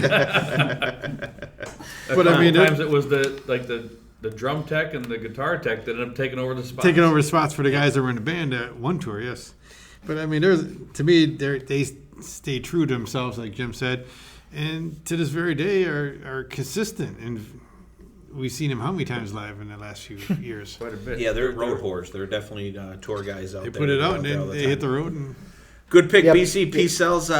Like a lot of cool songs on there. Wake Up Dead Very is a very heavy great album. opener. And actually on that, I Conjuring? think The Conjuring. That's a song that I think Dave Mustaine says that he will not play anymore. He Hey, I will can not respect do it that. I with love his, the I love the jam religious towards the end of Wake Up overtones. Dead. Now these days he won't play The Conjuring, which is really cool. Peace Cells on there. Devil's Island. They still play that And every don't now and then. forget the cover. Wake Up Dead. The cover tune, Ain't Superstitious. Good. I forgot about that. Yeah, That's that's right. classic. That's He the last song, he right? picked some interesting covers. Yes. These Yeah. boots are made for walking. That's Yeah. that's something. If you've no never one does heard, that better than Faster Pussycat, though. Come on. yeah, but like hearing Dave Mustaine, like growl it out. With his one octave range. Yep. talk about staying true, Megadeth. To me, in my personal opinion, and back in 1999, Megadeth put out an album, Risk. To me, they were trying to be. They That took was a probably- left turn there, I think. That on was that probably one. their only. Well, album. He's allowed one. I mean, Yes, you would yeah, I probably mean- say X Factor is Maiden's one. X Factor. He's thinking two. But anyways, that to me, they kind of. I'm sorry, I Virtual put that Eleven. on. I can listen to it nowadays, and Best yeah, album it's UFO good in its never own made. right. But compared to they're always steady with their sound, and then that album Risk was such a drop. That was Yeah, that was. I I, don't almost know what forgot about happened that. there. That was kind of out that there. was a But- drop off there. But like you said, hey, everybody has a bump in the road. Absolutely. Megadeth, that Ghoul, was Peace quite a Cells, pothole. Who's Buying, cool, awesome pick. And Jim, what do you got for us next? Well, since RA's in the building, I'm going to go with the Michael Schenker group, MSG. I had that one. Did I not, BC? I had that Yes, one. you did. It's not on my final list, but that was in I just was like, this is my final cut list. This was his That first was a one. great show. This is one of his first when he had the band. It wasn't studio musicians. He put the band together, and then they went and they did like Attack of the Mad Axemen, on, Let Sleeping Dogs Lie. I mean, it's just a great album, and he's another one who has just kept shooting himself in the foot throughout his entire career. He could have been so much bigger. Unfortunately, his demons got the best of him. It happens. Yep, as does happen. And it's funny, too, because I was going to also pick the second album from the Macaulay Schenker there you group, go. Save Yourself, Yeah. which I think is a friggin' phenomenal album. And actually, that almost made the final Was list. it the but hair extenders? It did not. Maybe. But it's a good album, though. Listen to that. But MSG, like you said, there's a lot of classic And songs there's on there. just some Attack of the great- Mad Axemen is friggin' phenomenal on there. Great players on that album. Gary Barden on vocals, and actually we got to see MSG with Gary Barden on vocals also. Excellent night, excellent show. Yeah, that was a great show, and there was probably 100 people in the place. Yeah, but it was great. If it was you count me twice, because I was bouncing around. All yeah, and I will post a picture. I want to see that because you suck. After the show, Michael Schenker was signing stuff, and he was like fucking comatose. I think he was just kind of like, I was kind of hanging out. I have the picture to prove it. Jim's going to post that picture, but while that was taking place, I went over to the side of the stage, and they were breaking down everything, and Michael's black and white Flying V sitting there, and his guitar tech was there. Will you take my picture with the guitar? And he's like, all right, real quick. So I have a picture holding Michael Schenker's Dean Flying V from that show. I was like, holy fuck. Was that was so cool. Respect. Was that the show at Rigby's? Yes. Okay, so Sister Sin. Here you go, Dylan. Sister Sin played that show. Was a great Lynch Mob. Show. Lynch Mob was great. Lynch Mob. BC and I got to talk to Liv Sin from. I almost opened for that. I know show. Dylan's band at the time turned featuring down. Ari's former co-worker Tony Tallarico on lead vocals. Yeah. Did you ever see George Little's autograph? I can give it to you now. It's pathetic. But I mean, it was a great show, and I will post that picture. I was like, holy fuck. There's Michael Schenker's See, now I'm envious of you. See that? Hey, finally I got something up on Jim there. MSG, the album is. That's why I hate it. Why does every time you go, no MSG? I love MSG. MSG's good, yeah. Exactly. What's the Who problem? gives a shit what's in Chinese food, you know? Exactly. And it's funny, too, because Jim says, he mentioned George Lynch, and my next pick, I'm over to, there's a picture of BC and Liv Sin there. We're going to post that one also. And but since we were talking about George Lynch, my pick for side 2, it's going to be the rock side of my album, is going to be Tooth and Nail, Dokken. Came out in 1984, Dylan's favorite part. Producer Tom Wehrman. Great friggin' album. I didn't know we were supposed to my only problem with Dokken, Tooth and Nail is they start out with Without Warning, the instrumental thing there, and I'm looking at the thing here on the page. It's written by Don Dokken, George Lynch, and Jeff Pilson. It's a fucking minute and 35 seconds, and it took 3 guys to write that. It's just a little piece of music, and I really think if you're gonna play that album, well, each guy had. Well, they needed. I don't know. Maybe they needed contribute. another album to fill that out. I don't think they made very much money on the publishing of a minute. Album? Just Got Lucky, Heartless Heart, Don't Close Your Eyes, Into the Fire, Alone Again. Heaven Comes Down. But what I was getting at before, skip Without Warning. Just let it kick into the very beginning of Tooth and Nail, and it is a kick-ass way to start an album. I think they did themselves a big disservice with putting Without Warning on there, which, I don't know. I think it was sucked. Then it's going to throw it right out there. It's terrible. How do you really feel? How you feel?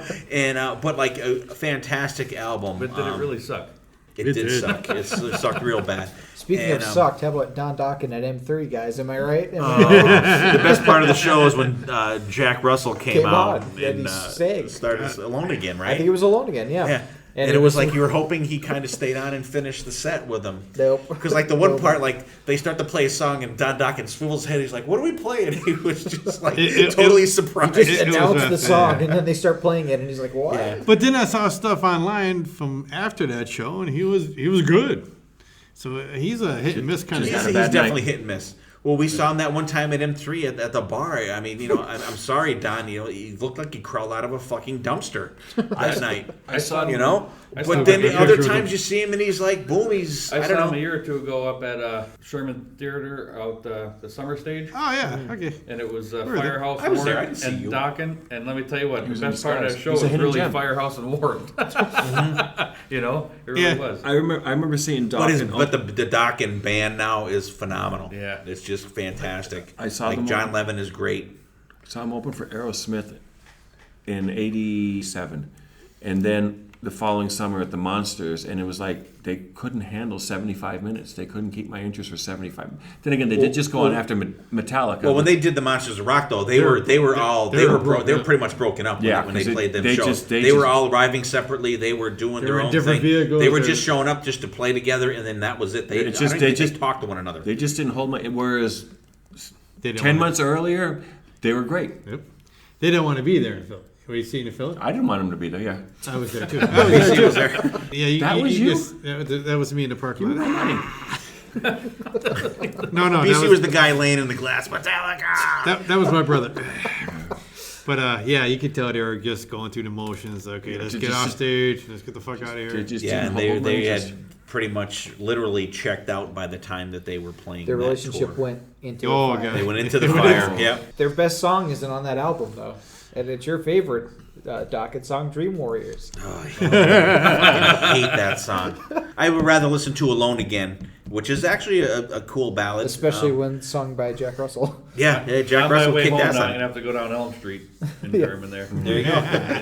Maybe play Or he's Dream gonna have his own Warrior, nightmare. You know, but play "Bring Your Daughter to the Slaughter." All right, awesome. BC, what do you got next for us, pal? All right, I'm starting to grow up. I'm going to get out of 1986. Oh, I'm going to move up to 1989 with Dirty Looks. Turn of the Screw. Wow. I mean, here's a 4-piece band that came out in 89. It's a 4-piece band that just played straight ahead rock. Straight rock.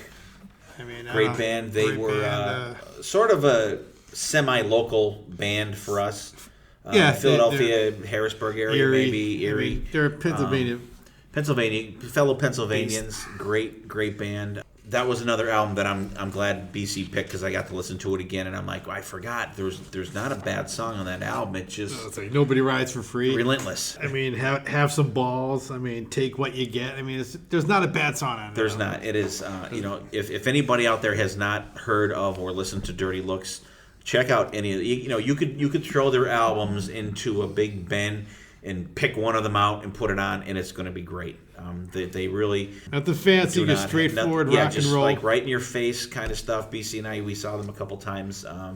We saw them once down a club called CC's by us, and they just like totally just got up there and just rocked the fuck out of the place. I mean, great live band, and unfortunately, the singer Henrik Oostergaard, he's got a crazy. I don't even know what. So somebody can pronounce it. Please help us out. Unfortunately, passed away from leukemia, I think, and the bass player, he ended up getting killed. He got stabbed in a bar in Buffalo or Erie or something like that. And you're not really going to see Dirty Looks again unless someone comes up. But I mean, he's got such a voice on him that is. If you could find this on CD, you're going to pay some money because it's in the mid $40s to $50 for a CD of these guys. Really? Wow. Glad we got them when they were out. Pay for quality. I got it when it came out. Yeah, so we've had them for years. $20. Seriously, you guys, I think there's some of their stuff is on iTunes, and I think some of the stuff is on Amazon Music too. So if you're a subscriber, check them out. That was one that was a little bit under. I don't even know why I didn't think of those guys. Good pick, Jim.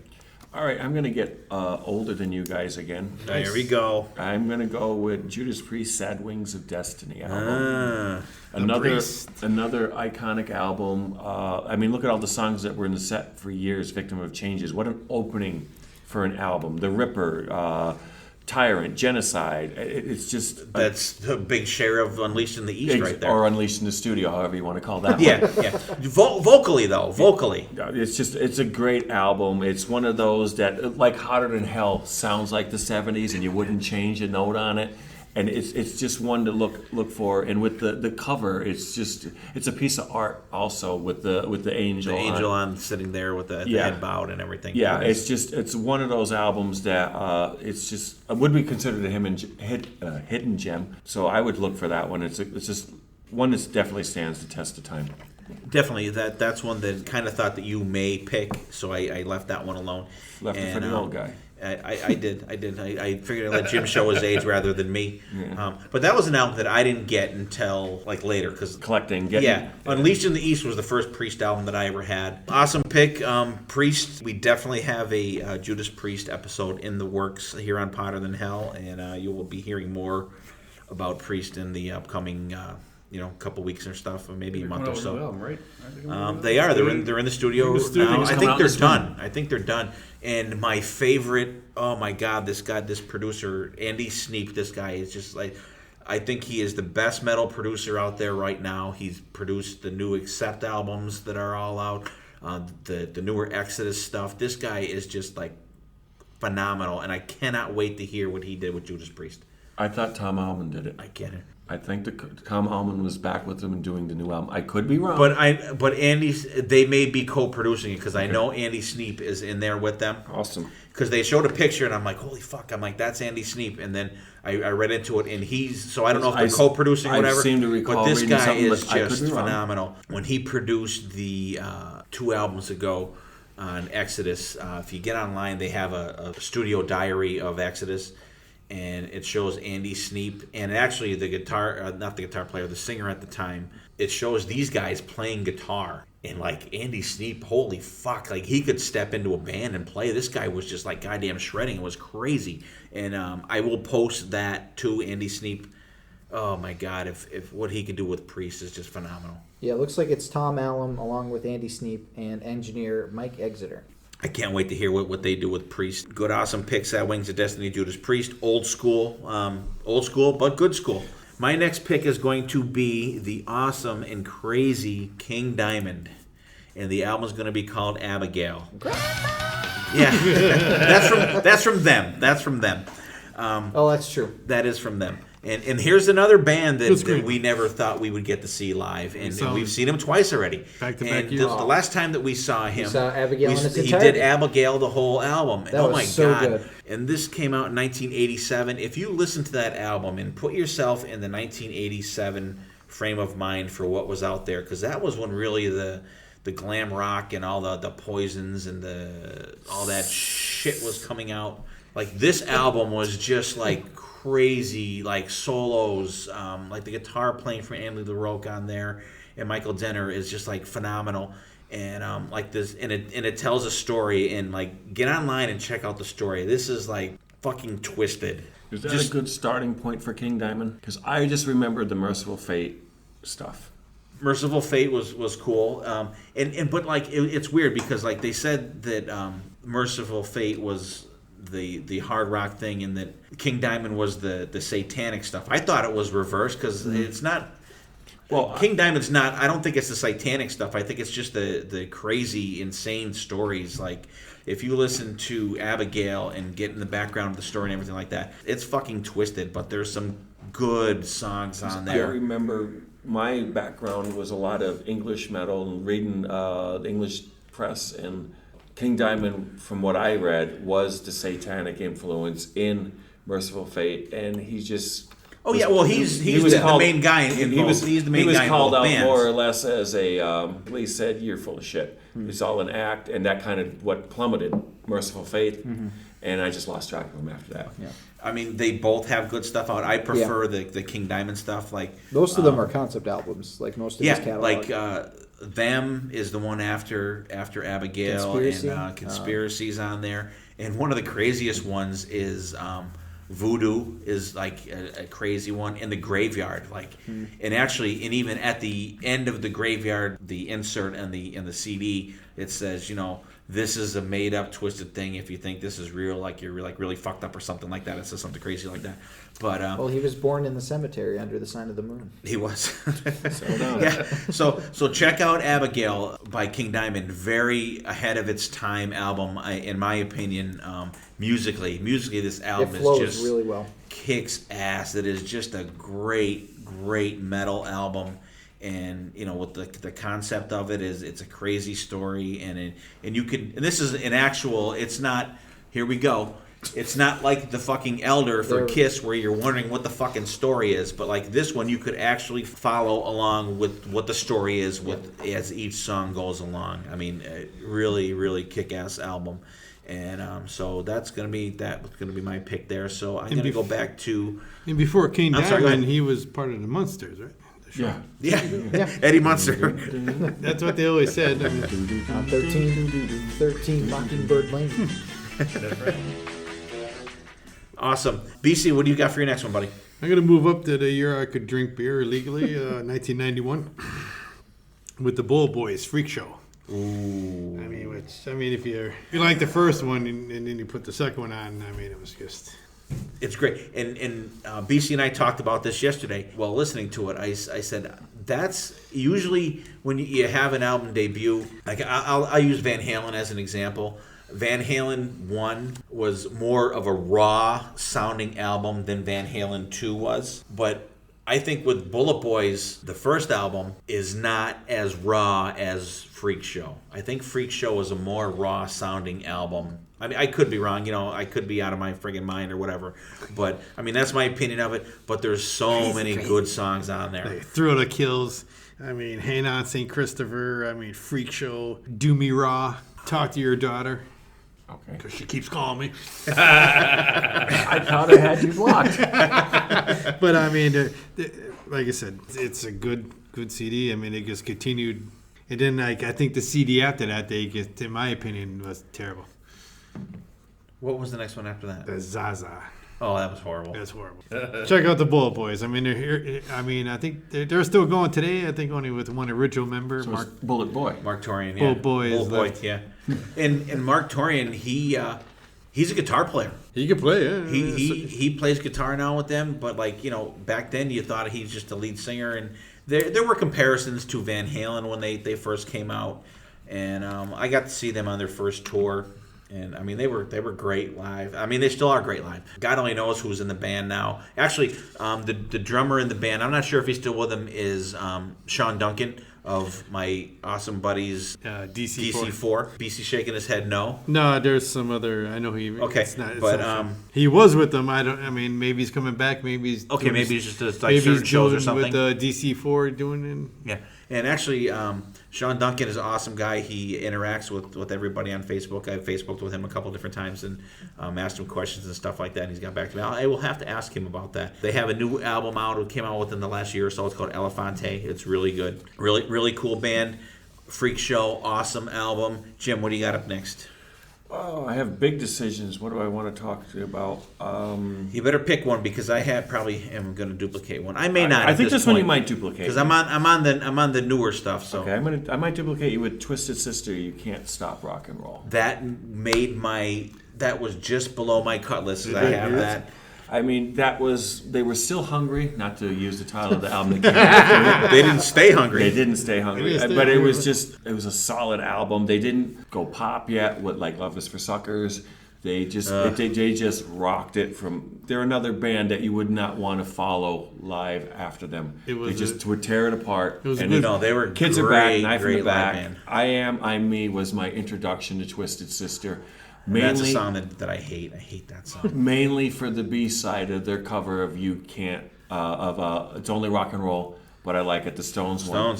And it's just one of those unbelievable, if you could find the 12-inch of that with the full-length rap and everything from it, you'll be sold on it. It's a great album, and they, to me, were... heavy glam. I mean, you just looked at them and it's like you can't be serious with that outfit, and then they just tear your face off with rock and roll. I mean, unfortunately, they're known for "We're Not Gonna Take It." I know. To me, is a the song hits, that. That's when don't play the hits, guys. They have a lot of hard rocking songs. Those guys. You can't. And Under the Blade was good too. Oh yeah, Under the Blade. Yeah. And actually, your buddy Lemmy was a huge champion of Twisted Sister when they went to England. And sadly, they broke in England before they broke in their own country. Yes, they were over there. And matter of fact, the guy who signed them almost got fired from the record label because how dare you sign them? We didn't want to sign them. So the story was they did an independent album with Pete Way producing it, and then they were on British TV, and I guess they weren't going over that well. And Dee wiped the makeup off. He says, "The makeup." Yeah, and they just right on stage. There's a video of that. And he just went right in. Then they got signed. And the story about Lemmy is they were all opening up a festival and they were nervous. And Lemmy said, "I'll introduce you." And like everybody saw them, they were ready to just start whipping stuff. And Lemmy said, "No, give them a listen." They said they were throwing shit. Yep, and literally throwing shit. And they tore the place apart. And then Lemmy said, "All right, I introduced you. You introduced me." Dee stood on the side of the stage. And he said, "This is for my friend Dee over there," and they played America. Hey, how much better can you get when you have Lemmy championing your band? I mean, come on, great album, a lot of great songs on that. Knife in the Back is a great song on there. If you sucked, Lemmy would say it sucked. If you didn't, he would Yeah, he just wouldn't have anything to do with you. Yeah. Awesome pick. Like I said, that one was just below my pick list. Well, And awesome pick. Revised our lists like 4 to 5 times. Oh, I know. I went through so much paper just writing. I said, shit how down. can you narrow it Crazy, down to crazy, 10? crazy. I mean, it was very hard. I know. Well, good thing And, you said pick 20 because you're copying me. I know. And that's why we did that. So good pick. I'm going to go next. I am going to pick the second album by which I feel is an actual supergroup out there. And they only had 2 albums out, so this definitely counts. Sophomore album, The Damn Yankees, Don't Tread. Came out in 1992. Friggin' phenomenal album. Damn Yankees, Jack Blades, Ted Nugent, Tommy Shaw, Michael Corleone. No, not Corleone, right? Is that what it is? Corleone is. You Godfather. From Not The the Godfather guy. I'm sorry. No, that's Vito. I know. Cardleone. That's the guy. Cardleone. Cardleone. Not Corleone. Cardleone. Songs like Don't Tread on Me, 15 Minutes of Fame, Dirty Dog, Mr. Please, Silence is Broken, which is a slower song, Double Coyote, Uprising. Great band. BC and I got to see these guys twice live. The first time with their first album, they opened up for Bad Company. I was there. And Great show down Kingston Armory, right? Fairgrounds. Allentown Okay, Fairgrounds. we saw them at the Kingston Rocco Armory. Nugent was born that day, and the band was on fire. And then we saw them again up in Binghamton, and Jackal opened up for them. Jacko and I think Night Ranger. No, not Night Ranger. I'm getting No, that was a different show. That was every a different show. Jack- All the that That was shows. a different Double show. duty? That was Ted double duty. That was Ted Night Ranger and Quiet Riot that night, and Slaughter. There were 4 bands. that night. Okay. Different night. Great album. Check out their first album. The great band. They're a band that I really wish would get back together to do another album. I There think was these talk guys about it. could Really, There has been talk about it. Well, like I mean, if it ever every be, Night Ranger show, they always do like coming of age and Yeah. So there's maybe a little glimmer of hope out there for all you damn Yankees fans out there. That's my pick that time. So where are we at? We're at BC now. We're going to stick with 1991 Skid Row, Slave to the Grind. Oh, Which, I mean, Good if one. you follow Skid Row, I mean, their first album came out, and then this was so much more, I think, heavier album compared to, Youth Gone Wild, and I Remember You. Nothing against the first That was album. the number First one album. Yes, it was. But Slave to the Grind, to me, was just, they took it to the next level. they did. They really stepped it up for that album. The production is fantastic on that album. The songs are there. The thread, Psycho Love, Get the Fuck Out. Oh, There's a funny we're little going side extreme. story about Yeah, that. There was a local band, Harpo. Always used We to love end their, Harpo. always used to end their shows What a with long show that was, wasn't it? Oh, we were my both God. sick that they night. always used to end their shows with "Get the fuck out."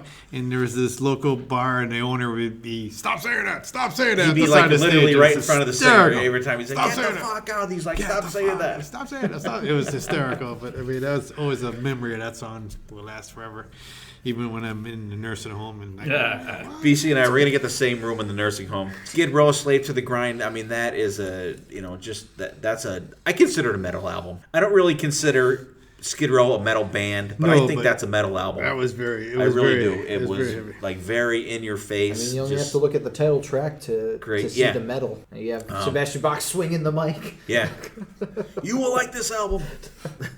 Mother Awesome, trucker. good pick, Jim. What do you got next? Well, this could have been one of my hidden gems. Okay. But it's still, I think, a great second album. It's The Rod's Wild Dogs. That was right on. I figured we got to have a shout out for Carl. our Absolutely, friend. Carl Kennedy. Fantastic. One of the finest guy. men ever to draw a breath. He's a great guy. Great band. I know they have a new album coming out sometime. I'm not sure when, but get their back catalog. Get this album, Wild Dogs. I mean, Violation it's That just is a good it's goddamn sleazy. It's just awesome. It is, and they're another band I think that just I don't know why they didn't make it. I asked Carl that question once, and he told me his thoughts on that. Okay, and actually, I say don't give me that because Carl is going to be one of our guests on the show. Excellent And choice. I have a ton of stuff to go over with Carl. And I'd like I'm to not sit in on that going one. to get in depth as he will go. I don't want any mudslinging or nothing No, like that or no. anything like that. Carl is if you ever met Carl, he is a monster drummer. This guy just monster He's drummer. one of the greats. And he is the humblest man you will humblest person. ever meet. Absolutely.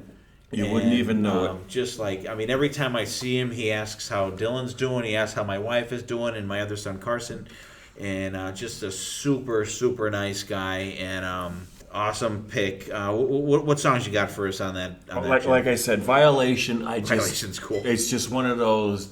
The rap, the story behind it. It's just like, the title track, End of the Line, Rockin' Again, and the cover of You Keep Me Hanging On, another cover tune. It's like that was on there. But then you think about it, with Carl, if I remember correctly, and I don't want to give away too much of his story, I believe Carmen Appice taught him. Took some lessons from, and so as a salute, I would say "Keep Me Hanging On" is a great tribute, which they cover the Supreme tunes, which was Vanilla Fudge is one of their famous tunes. But again, the Rods, check them out. They're another band I would not want to follow in concert because they could play in front of 40 people and you swear it was 40,000. You wouldn't know the difference. We went down to a local place. They played for a benefit. What was there? Maybe 30 people there, and they came out and ripped it up. When we were up in Binghamton, we went to Binghamton at the Eclipse. It was like you turned around. It's like, why isn't this place packed to the rafters? They were amazing there. Well, hey, at that show, that was one of my favorite stories. That with the Black Sabbath cover band that was also playing. Yeah. Oh my God. Sons of Sabbath. Yeah, we were Dylan and I were standing and my wife was with us too. We were standing at the bar in between shows, and this excellent Sons of Sabbath, right? Sons of Sabbath. They just got done playing a kick-ass set of like classic Sabbath songs with the Rastafarian and like vocals. Yeah. And not just like the hits. They played some deep. Pretty... They played some deep stuff there. And like the guy looked like he just like got off the boat from Jamaica or something like that. That was the singer, but he was great. They were an excellent band. So the drummer for the band comes off stage, and Dylan, my wife, and I were standing there just like kind of bullshit in between bands. And the drummer comes up and he's talking to this guy and his wife that were standing next to us, and they're talking for a couple minutes. And honestly, we're not eavesdropping on these people, but you could hear the lady go, "Oh my God, you guys are so excellent.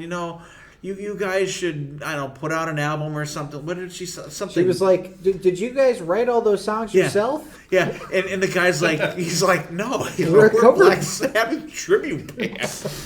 I just hope the bartender cut her drink right there. I said I wasn't smart. I'm a genius. I'm a genius. Your IQ just went up 20 points. And it's not like they were like hiding that fact. They were saying, Yeah.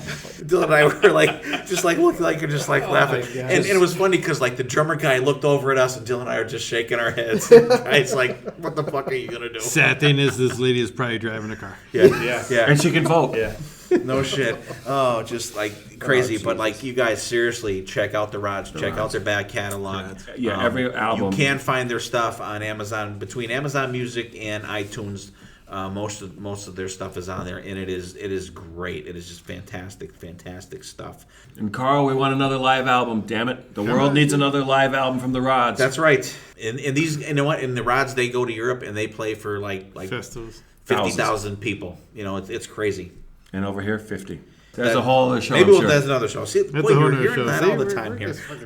See, people that want to do a show, there's tons of shit out there to do a show. I am going to go next, and I am going to go a little bit off the reservation here, and something that someone may not be familiar with, and it's a band called Every Mother's Nightmare, and the album is called Wake Up Screaming. Came out in 1993.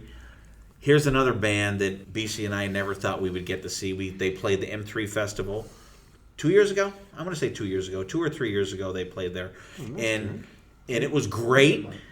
No, it was the year before. It was two years ago. It was great. Because I was there.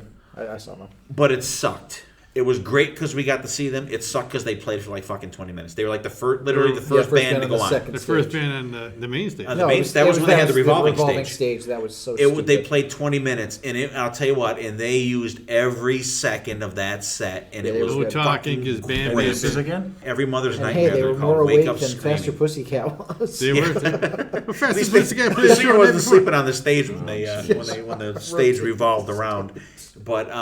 Every Mother's Nightmare, you guys check them out. They have a bunch of albums out, but Wake Up Screaming, in my opinion, is their best album. Songs are friggin' great. They do a cover version of Tobacco Road, which is really cool. Closet Down the Hall, Wake Up Screaming. Just a fantastic, fantastic album. You gotta love it. BC, you're a big EMN guy, right? I got my shirt. That's true. But yeah, it was great to finally see them because they came out again. What was it? 91, 92? That almost 93. 93, and then like I said, that kind of music was on its way out, unfortunately. Not in my heart. Oh, not in our hearts, no, but in but commercially, nobody was back. backing that kind of music at that time. So the chance Those of getting to people see them are live. lying. And I'm gonna jump on the soapbox for a second here. boy. In that kind of thought, all you people out there, if you listen to this podcast, you're not one of them people, but if you are listening to the show, you know these people. Where are all these people that were into these bands? Where are all these people that were filling stadiums and arenas in the 80s and the 90s? You know what? The music is still the same. Like, get out and a lot of these bands are still out there. Get out there and support these people. There's a lot of great shit out there. And just go out and find it. And the thing is, the bands that we're talking about, you went to see them, you got a show. You didn't get a couple of guys wearing flannel shirts, staring down at their feet, playing a song. You got a show. Mm-hmm. You got quality. And it's just, I don't want to insult the Rory Gallagher fans out there. I love him and I love his flannel I couldn't shirt. name a fucking song. I could not name a goddamn song from that guy. I know exactly what you mean. Yeah. And I think Kiss opened for him for a bunch of shows. Yeah, And then Rory he opened up for Gallagher them was stuff awesome, like that. and I then couldn't all name of a Seattle goddamn stole song. his stuff. Yeah. Messing with the kid. Mess with this. Nothing against Rory Gallagher. I love Rory, not but a fan. I just hated that whole Seattle scene. It's just but like Seattle was always a different kind of music thing. Like they had the good job, so they had nothing to be angry about. They have coffee too. They have a lot of coffee up there, right? Yeah, here we go with coffee. He's ready. Every mother's nightmare. My pick. You guys seriously check those guys out. They kick massive ass. BC, who you got up next? All right, here we go, people. Uh-oh. This is what I think is their second album, Pantera, a vulgar display of power. But what is their second album? A lot of All people. right, Dylan, here you go. Here we go. Here's the fight, people. I will agree with you. That is a really good album. It has your soapbox song on it. Exactly. That's Fucking why I like Hostile. But Okay, I'm going to defend this. Okay, I'm an old man here. Educate me on this album, this band. Like we were Their talking. second album is Projects in the Jungle, released in 1984. That was not. It wasn't released. I mean, it's recorded. It's out there. In today's society of everything online, but I'm talking about back in the fucking day, you did not hear Pantera before Cowboys from Hell. Cowboys from Hell. And then this was their second, and so on. I mean, it is an amazing album. Like Mouth for War is an awesome opener. I even like the bonus track that they recently released a couple of years ago that was never on the album, Piss. Yeah. Because a punk like that is just piss in the wind. But I mean, I understand there's this stuff that's available now, but it was not released to the masses. It was so you were saying the stuff that they released and were selling at their shows on the side of the stage isn't counting in your book. To me, no. Okay. Because it was totally. It was a Pantera. It was like hair metal. Mm-hmm. That stuff he's talking about was very hair metalish. Mm-hmm. So are you going to consider? I cannot picture them singing like Poison songs. Their hair is out the hair. Are you gonna consider like Carnival of Souls not a Kiss album since that sounds different than what they did?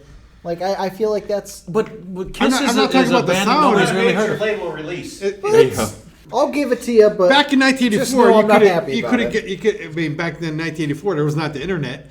There was not this stuff available. I mean, that was not produced and put out there CD, in my opinion. Let's look at it this way.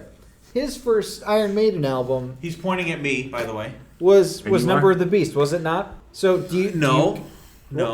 Was it Peace of Mind? It was not. It was made in Japan. It's studio album. Number of the Beast. Yeah. So you don't consider that the first Maiden album. Yes, I do. Because it's. This is a good example. Then you probably consider Moving Pictures the first Rush album. Yeah, exactly. No. The first Rush album is Rush, even though it had John Rutsey on drums. This was All right, I'm going to weigh in here as the host of the show. I'm going to give BC a pass on this one. Like I said, I would too, but I'm just Because I just we wanna love make, that I just album. want to make It it is. Well, if that's known the that case, I'm going to pick something else. If you're giving him a pass, I got one I could pick. everybody's yeah, gonna poor pass. Jim comes in here thinking there's rules. You and have to they're have a just little throwing more out the window. longevity, Jim. I'm sorry. Let's not bring that up. No, but Vulgar Display Power, it even has an awesome album cover. Like there's the guy that See, they there's your punch in the face. there was a guy literally. All right, let me go through Because my I guess cards here. he was like a guy that like would charge people. He'd be like, "You like give me like $100 and you can punch me in the face." And they did that for the I'll do album it for cover. 50. I mean, that's. I understand. I understand. I understand Good call, though. your Good call. good album. I understand your thought process. But even the style of the band was totally. I mean, I'm gonna shut up because I'm gonna lose anyways. No, I'll give it to no. You already won. We'll give So it you I to can mean, say the that's- first album, except it without Udo. give us some songs. I mean, there was New Level, Mouth of War, Walk, Fucking Hostile, my favorite song. BC soapbox song. Soapbox song. I mean, it's just This Love. I mean, it's the totally. Starts out, you're like, oh, this is gonna be a ballad, and Yeah, then it's no, it's like- just a shouting chorus. I almost said Cemetery Gates, but that's on Cowboys. No, From that's Hell. It's like How Was the I Hell? know. Their first album. Their fifth Their album, first but album. okay. their first album since their transformation. Yeah, I mean, they were Like I was saying when you were out of the room, it's like saying Carnival of Souls isn't a Kiss album because it sounds completely different than the other albums. No, that's not like It it at doesn't all. sound totally different. They were. I mean, it was like. I understand what you're getting at. Local, independent, self-pressing releases are not counting in your for second album. You're not counting any of them. I mean, when they're afterthoughts. When Cowboys from Hell came out, here's the new band, Cowboys from Hell. I mean, Pantera, Cowboys from Hell. They were pretty much put out there as a new band. Yeah. When When Cowboys Cowboys from Hell Hell came out. Well, then that's the case. It's like, let's say It April. wasn't. It wasn't until the internet and share filing and that you heard of this. File Share- sharing. file sharing. File Share- sharing. Share file. How We does your understand. techno babble are we? There you go. You're That's killing gonna me. be a file to share something. You're just trying to make RA look smart. I'm a genius. But that's like April Wine. Their first album, First Glance, was their 9th album. It was just the first album that took off. It was originally going to be called Last Chance because they couldn't get a deal in the States. Mm-hmm. And they played 20,000 people in Toronto, come over into Buffalo, they couldn't fill out a club. Going back to Twisted Sister, everybody thought Stay Hungry was their debut album. It wasn't. But in Yeah, you had the 2 albums before in my that. defense, their other 2 albums before that was Twisted Sister. It was not totally. I mean, I don't know. I'm going to shut up. No, don't shut up. But you know what I mean? You already won. They looked like a. They looked like. I'm just Poison. glad you went there because now there I'm was no- changing my choice. There was no Stop, transformation he's there. already dead. I think Twisted Sister, there was no transformation. No, they were And Twisted then- Sister, and they But Wait a minute, I think they're Pantera, Twisted there was a fucking major Sister. Twisted fucking Sister. transformation. But All I'm Pantera saying, was like. it's the same guys in the band. It's No, the same no. I don't think Look so. back. Look back. That. Well, that, then we could go back to the Iron Maiden argument. Like there was like, X Factor. Yes. I'm more of a Virtual 11 guy. Kick the but Best album UFO never made. that's like Angel and the Gambler's good. Okay. Lightning Strikes Twice. All right, well, But- BC, okay, but that Vulgar one's Display of that one's Power. up. That one's up. Long That's a live good- hard rock. God damn it. Okay. We're gonna let Jim go to. This All right, is, now since this BC is is- it. This is number 10 Okay, now. This BC is it. has changed the rules now. I had a Open different the choice. The Watergates. I'm going to go with Riot, Fire Down Under. Because they had an independent release. Then I think Narita came after that. But Fire Down Under is a great album. Swords and Tequila, Fire Down Under, Outlaw. It's a great, great album. Rock City and Narita was the ones that came before. All right, I'm gonna make an executive decision here Good, I can pick another as one. host of the show. We're not really super familiar with Riot, so we'll allow it. Okay. Riot was a great band out of New York. See what yeah. you guys Guy got Speranza this- was a vocalist on there who has since passed away. So this is not their second album. This is, in my book, it's their third album because they had Rock City and Narita came. Rock City was just like a small independent release, and then they signed to Elektra, I believe, and that's when Narita came out, and then Fire Down Under, which was their second album off of on Elektra album. Okay. And then Guy Speranza just got pissed off and fed up with it, and then he was replaced by Rhett Forrester, another outstanding. And then he vocalist. said, "Fuck it, this is our second album." Exactly. That's another one. Search it out, find it. It is We a will. great rock and roll. And that's an album that sadly, that I have not checked out, but I have heard a lot of good stuff about. Like people will say that is a, for lack of a better term, a hidden gem. If you of don't a like metal it, I album. will buy it for you. Okay, I will absolutely check it out. Good pick, I hope. It is a good pick. And if I'm I'm wrong, gonna say it sucks just so he fucking buys me an album. I was gonna say. wait, that bill will get lost in the mail fast. Okay, Yes. BC number 10. This is it. Go through Dream Theater, Images and Words. Yes. Okay, tell us a little bit about it. I mean, to me, it was again, my first awakening to Dream Theater, and later I found out it was their second album. Here I am thinking it was their first, because Are you that was sure? the first time you heard. Yes, I'm sure. I looked into this, but They're touring it in and, its entirety right now. And here they are. They're good, and they're yeah, coming I'll to the see that. States, and hopefully they didn't officially announce anything. I don't think any They dates did. are- They did. Oh, did announce they? Dates, Is yeah. it Philly? We'll talk about it. I Okay. think Philly's one of them. I think Philly's the closest to us, and We will be there. It's probably a We'll be New York there, City I mean. one. There's probably one of each. it's not in the Yeah, same. but it has their hit on it. Hit. Their hit, The melody of their hit. Play the hits. And I love that their greatest hits album is Greatest Hit and 21 other really cool songs. But if you look at it, they key on letters and it actually spells shit. Yeah. They're- Check it out, seriously. I guess Check I'll out look that at the so greatest good. hit album They're so good. from Dream Theater. Okay, I'm sorry. I mean, BC, keep going. and Dream Theater is to me an acquired taste. It's not to the masses out there. They are. I've They're had to just come a around phenomenal band. I remember Well- seeing them opening for Maiden, and it was just like Musicianship is just incredible with these guys. The instruments alone, man, it comes Oh, out and it just hits to you them. right in the face. They're all classically trained musicians. No, these guys. correct me if I'm wrong. Wasn't that like a school project for one of the music schools, Dream Theater, and that's where it went from there? I had heard that story. BC will have to answer that one. Okay, Mr. BC. Wasn't that He's like the DT guy. Wasn't they whatever school is out in New York City? And that was like their project, their final project. They put the band together. Juilliard? Juilliard. No, They're in Boston. No, I know this too. And I Yeah, thought they're- that was they're the Boston. that Yeah, was that was the Music story School I of heard when they Boston, came which out. is they Berkeley. were originally known as Majesty. Right. No, Berkeley's in California. It was. Hold on, I'm looking it up. It's It was Berkeley in Boston.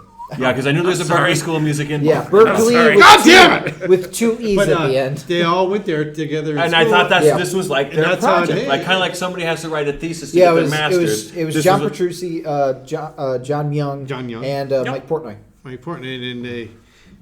And they started by covering Rush and Iron Maiden. He's a good drummer. Oh, you ever hear their version of the Number of the Beast album? They do, yeah. They did like Children, no, what is it? Gangland. They do that jazz version of it. It's like, holy shit! You took that song to a whole new level. To me, it just makes me feel like a song is a song. You could do whatever version of it, but their version of Gangland just totally smokes Maiden's version of it. Yeah, they do. I hate that. They do. Did you hear Dream Theater's version? They do. And Deep check it Purple's out. Live You'll in look at it Japan, differently, and you say, "This is where Maiden dropped the ball." I will. It is totally non-Maiden. They did Master of Puppets live. They did Dark Side of the Moon. Mm-hmm. Like they did all these like live bootlegs. It's really cool. But Images and Words is a really awesome I album. remember when it first came out, and I was like, and then I think I might even told you. I mean, check out the, and you're like, oh. Yeah, You're they not- were you're a band not down that with was- it. They were a band that was tough for me to get into. It's an acquired Still, taste. some of their It's- stuff it's is not. It's little- not commercial. I'm just not as sophisticated as BC. Well, I mean, it's they, Bet not you never thought commercial. you'd ever hear yourself say that. and they're like the kind of band that is willing to take risks. Like last tour, they covered all of their like latest album, The Astonishing, in its entirety, and no Which- other song. which- like another band would be like, Yeah. "Oh, well, we're gonna play some of our hits." Yeah, We're they gonna- didn't play any- Wait a minute. They literally Maiden just did it for the Matter of Life and Death. But they tour. played That's other what- songs though. they I did see what play you're other saying. songs. They Yeah. They came out. They did the album. did the they whole left album the and they stage. were gone. Left the stage. Yeah. There was no encore and with I have, Pull Me Under and I have or to say, Dylan, BC, and I and BB were at that show, So and The sound. we've been to. I will, legitimately say hundreds of concerts between BC and I, and that show was probably the best sounding concert we've ever been to. It was just like impeccable. What I'm gonna say in a minute or so is just like insane. We went to that show and the sound was so good. You could hear John Petrucci's fingers scrape up the neck of the guitar on the strings. It was that exact. yeah. And like we left there, the four of us, just like holy fuck, just like what did we just watch? And Phenomenal. We were on the right of the stage. Yeah, we were to Facing- look at the facing the stage. stage, We we were on the were right. we were facing the stage on the right, and on John Petrucci's side there, and we just left there like holy shit, just like totally. And where was this? At the Kirby Kirby Center. Center. Totally blown away. Totally blown away. Probably 2 months ago, my wife and I went to the same venue to see Toto, which, someone may laugh out there. I'll tell you what, go see these guys. Hey, They're Toto's just incredible. fucking Love isn't always on time. phenomenal. It's not. No. It's not. Hold the line. If you ever get a chance to go see Toto, fantastic friggin' band. And what I'm getting at is one of my friends, his name is John Price, and this guy is another absolutely phenomenal musician. This guy is a monster guitar player. This guy, John Price. He's been a friend of mine for probably like 30 some years. Really great guy. Another humble guy, And I was talking to him at the Toto show, and we were talking. I said, were you here for the Dream Theater show? And he said, yeah. He goes, oh my God. He goes, it was terrible. I'm like, what? Just like totally like shocked me. I'm like, what are you talking about? He said he was in the center of the theater, and he said the sound was so bad there. He said people were leaving. I'm like, I can't fathom that. I was telling BC, I'm like, I was totally floored. I'm like, John, I'm like, are you serious? He said, Steve, he said, I swear to God, he said, there were people around us leaving.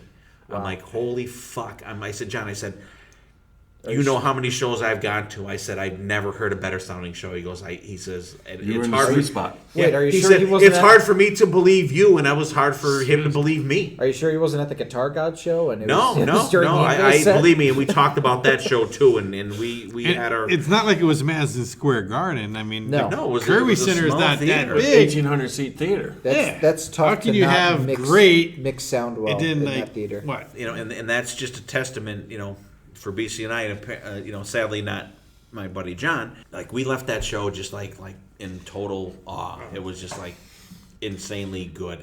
Like you can tell he was hitting individual cymbals. Yeah. Oh yeah. And yeah. I never been to a show where you can. Yeah. And like I said, you could hear his fingers scrape on the strings and the frets on the guitar. Just insane. Awesome pick. Dream Theater, Images and Words. Before I do my last pick, I'm going to let Dylan pick his sophomore album for the show here tonight. I don't want to have him be left out. And go ahead, Dylan.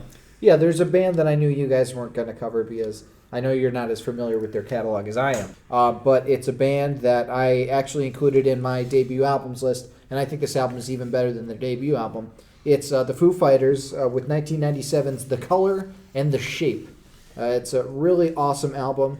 Dave Grohl does drums on it because the drummer that they had with the touring, William Goldsmith, he apparently didn't like the sound that he was doing, so he literally went in and re-recorded all the drum parts without William Goldsmith knowing, and he left the band being pretty pissed off about that.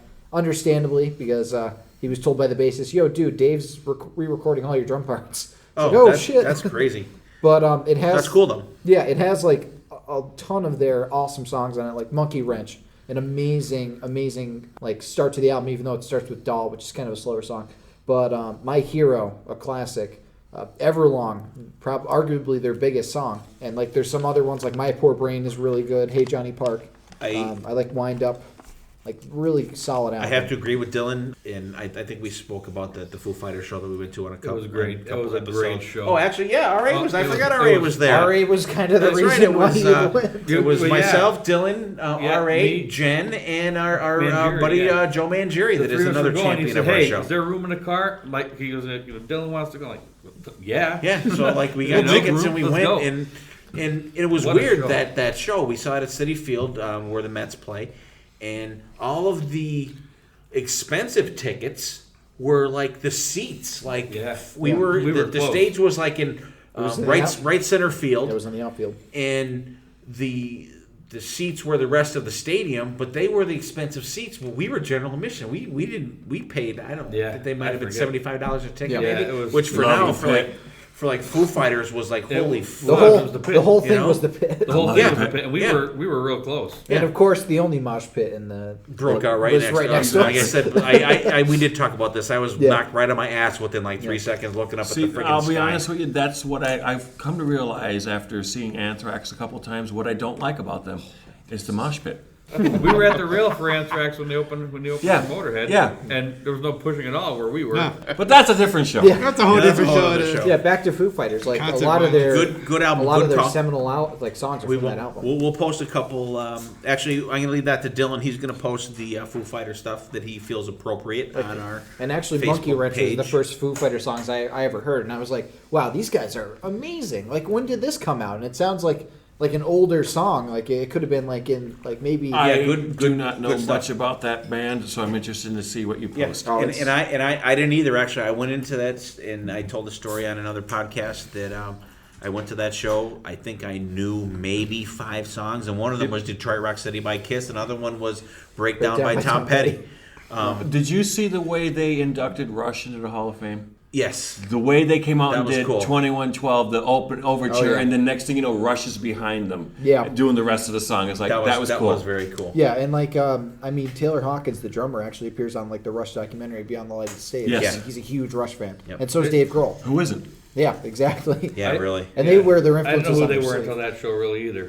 You know? Yeah. Hey, but Jen and I was Joe- glad I went. Yeah, you know? Jen and Joe were like, oh my god. They're like high school friggin' cheerleaders. I you know. Yeah. I know. But I'm I like, was- okay. But you it know took what? I'll go. absolutely It's a nothing to show. get into that show because it was Not at so all. It was- good. And Boom, that yeah, was so when he great had the face. broken leg and he had Yeah. the throne of guitars. And it was definitely out of my wheelhouse of shows, you know, because too. I mean, you know, we're not I guess they're considered alternative, but I think they're just a rock band. I think they're just a good rock band. When did I- alternative become mainstream? around the 90s. That's another show for a different podcast, I Another think. show. I don't think we're going to If you want to listen to some good alternative, there. listen to the radio station 91.7. Okay. Ooh, So, plug. good pick, Dylan. Thank Jim, BC, good picks for the last one. So, I'm going to go with my last pick. Actually, it's my second last pick because I still have my bonus track for the Japanese version. God. Okay.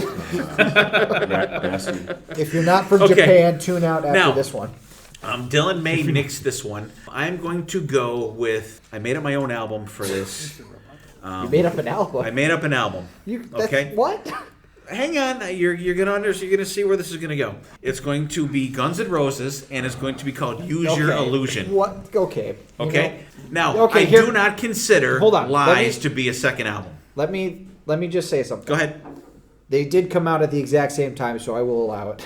Oh, They were- thank you. they Oh, were- see that? I have- wait a minute. You know I what? have Just the blessing. because No, his Use Your family. Illusion 1 and 2 they were released on the same day, correct? They were. So I will But, allow it. They say that Guns N' Roses lies. Hey, he needs a ride home. This guy. You know, Guns N' Roses. Now, GNR Lives was more like an EP. An EP. See, So- okay, It was good. leftovers. Man, It was Yeah. outtakes. All I right, mean, I thought like was Move gonna to get the shit City. for this. Move to the City was good. I'm flying high. So what I did was I combined the songs, the best songs that I thought I'm were interested on to see both what albums songs you into came one up with. cohesive album, side 1 and side 2. I took the songs that I like from 1 and 2. I'm going to run through them really quickly here. My side 1 is Right Next Door to Hell, Dust and Bones, Civil War, The Garden, Get in the Ring, and November Rain. Oh, I hate that song. I'm not a huge fan of it either, but hard to light the candle to I come feel up that with it really had to be on there. I'm glad you picked The Your Garden album, you could've because done it Alice in is one. awesome. Alice on that Cooper's song. on The Garden. I had to pick it. I had to go for that. Right Next Door to Hell is an amazing opening track too. It is very. I couldn't not go with that. Side 2 opens up with "You Could Be Mine," Okay. then Or "Bad more. Obsession," "Locomotive," "Complicity," and then "Pretty Tied Up," then "Estranged," and I ended the album. What would you think I ended the album with, Dylan? Freebird. Knocking on Heaven's Door. No, pretty close. "Coma." Oh no. So hey, BC, That Dylan allowed It me was. to do my own They were album released there. on the same day, so So Okay. and I I actually I made a mix I'm a glad you playlist put of Locomotive that. in there because I love that Locomotive is just like That is a phenomenal. great song. So hey, I'm off the hook. I thought I was going to have to do like a 20-minute dissertation of why that should be allowed in, and I didn't have to. Well, we see let the Dylan's. third The board album has for Ride approved in your- for me. We let the fifth album for Pantera See, in for I BC. got a So The little- you board I has got a little- approved I got your a your little- boxing Oh, certification, thank and you're you, allowed thank you in. very much. I like that what he had there. Yeah. And I'm anti-technology, but in the technology world that we live in, you should have been able to, like, okay, when they both Cut came out at the your own. same time, you should have been able to pick your own songs and make your own illusion. Right, and I did. And we listened to it yesterday. It flowed really well. It really did. Thank you for allowing that, Dylan. And I'm just gonna say real quick, my bonus track, Love Hate Wasted in America. Oh. Get on and check that album out, you guys. I will post some shit What from year there. did that come out? Kick ass, 92, I think, maybe. I saw them open for AC/DC in They 90. opened up for AC/DC. Yep. Like and a I regular- just That was Razor's Edge. it just the Razor's Edge shirt, and they just didn't Ooh, that's move good. me. I don't think they were a good choice for opening for AC/DC, but we got Us all to guys. see them. That was what, Chris Slate? I like them. AC/DC? Chris Slade, Yes, AC/DC. yep, yeah. So good. I love that version of AC/DC. Well, it's the kind of version you have now. And and that wraps up our sophomore album picks. I will post our list online. Actually, I may even post the page that I'm writing this shit on. But now that Well, you want people to be able to read it. They're not going to be able to right all right, maybe Because then it'll look like your Japanese bonus track. See, okay, it's not. It is written in English. What we're going to do is, since we picked our favorite sophomore picks, we're going to pick each. I had BC, myself, and Jim, and Dylan. If you could think of one real quick, or RA, you can. I don't know what I'm thinking of yet. Probably not. Yeah. A sophomore album that was a dud. Okay, I'm going to go old school. Okay, And the reason I I guess Jim's going first. I'm going to go old school. Take your time. Simply Draw it out. Yeah, draw it out. Dylan's looking for something. RA's got his phone out too. Sorry, The reason guys. I thought of this album was simply because I can't think of any songs off of it other than the title track. And I looked at it and I said, oh, I didn't know that was on it. And it's not exactly a hard rock album. Their first album was hard rock. It was more like a melodic hard rock. And it was the biggest selling debut album ever. And it's not Meatloaf. Wait a minute. The Peter Criss Soul album was not the sophomore album. But it was talking sophomore-like. Okay. But All I'm right. talking about I'm Boston's sorry, Peter. Don't I Look had to Back. throw that in there. It was like, we waited 3 years for this? What the hell? And I just, as an old school classic rocker, What was it? Boston's Don't Look Back. I thought that was a dud. I know it's not the hard Most of the rock. songs that you know are off the first one. Exactly. And then I looked at it, I think there was one I can't even think Well, of. that was one of my main picks. The first Boston album was one of my main picks on the debut Cool. album. I'm glad I ones. didn't step too far out of the wheel but box like here. you're right. Don't look back. It was That's like, and then it was just the slide began. Okay, the third stage came out, Third but that Stage. was your Soccer Mom album. that had Amanda on it. Yeah, right. And it was just like downhill from there. But Good. Don't Look Back to me was a major dud. Good pick. Nice. Very good pick. All right. I thought I was gonna have to fight for that one. No, not at all. Not at all. Definitely not. No, I'm too busy looking for BC. mine to fight. I'm going to go with 1985's second release from Black and Blue, Without Love. I mean, the first Black and Blue came out, it ripped it up. And then, of course, you're waiting for the second one to come out. And when it came was out... that with Sebastian Bach? No. Because he was in Back in Blue originally. No, Jamie St. James. Sebastian Bach. I'm almost positive. No, I'll look for Man the Mac. article. He was in Yeah, you Man need Mix. to prove that to us. I think. yeah. I'm gonna look for that article. But here they are. They were opening up for everybody on the first album. So, of course, the second album comes out. And I walked in the record store, and I walked over, and there it is. It's like the album cover. Even the album Even cover. the cover was lame. It was It's like, like a blue rose against and, it actually looks like a painted snow fence. Actually. snow fence of some kind. It's very lame. Very non-metal. Very not. Yeah. Was Yeah. there blood on the snow fence? No, there was not. It was just very light. We will Yeah, post that's that lame. album It's cover. blue, and like I said, black But and blue. even with just a blue looking at rose it, and the Without Love. disappointment- You know got what? It even- looks like they tried to steal from Thin Lizzy's Black Rose album cover. Could be. I remember I was let down, and I know but you're not a fan, but I'm not a huge. and back in that day, you grabbed the Lizzy fan. album. You had to go home before Yeah. listening to it. You could have hopped in your car. And But the throw it in. disappointment continued when you dropped the needle on that. Oh yeah, it was. but just think of the wear and tear you saved from your needle by not playing it more than once. Yeah, there. I don't know. It was a very lacking production wise, song wise. That was a very, very good pick because we were talking about that yesterday. And actually, the day before that we recorded this episode, that idea just popped into my head, and I texted Jim, and BC and I were working together, so we talked about it. And universally, that BC and I just kind of pretty much at the same time said, Black and Blue. Black and Blue Without Love. Without Love, yeah. And I'm like, okay, well, you take that one. And then when I said mine, BC's like, holy fuck, It was- yeah. Produced And by Bruce Fairbairn, and he was normally, back in the day, good. I know. He did Razor's Edge. Yeah. He did. And just this one He was did the just, John Bon. What's his names? there was just no songs on this album. that I really, can't bust a lot on old Bon Jovi stuff because Remember when he played Rocky Glen? I do. Yes. And he played Kingston Armory also. Yep. Slippery went before it broke. He did there. He did Binghamton. He With toured his Cinderella, ass and off. then he played the one show with Cinderella. That was Remember freaking great. Cinderella down at the Glen? Rocky Glen? Yep. That was before the Night Songs even came out. I think he was opening for John Bon. What's his name? No, this was No, they played headlined it. them. Yeah, but they but played he the also show. did he? Okay. Archangel I opened up for corrected. Cinderella. Cinderella was the headliner. Carl, call us, please. Archangel, man of war. Come on, talk to us, Carl. Dylan, did I give you enough time Then they there? would have cut the line off in front of you. I mean, I wouldn't say it's like a terrible album, but in terms of Go ahead. like quality down from the one before it, Libertad by Velvet Revolver.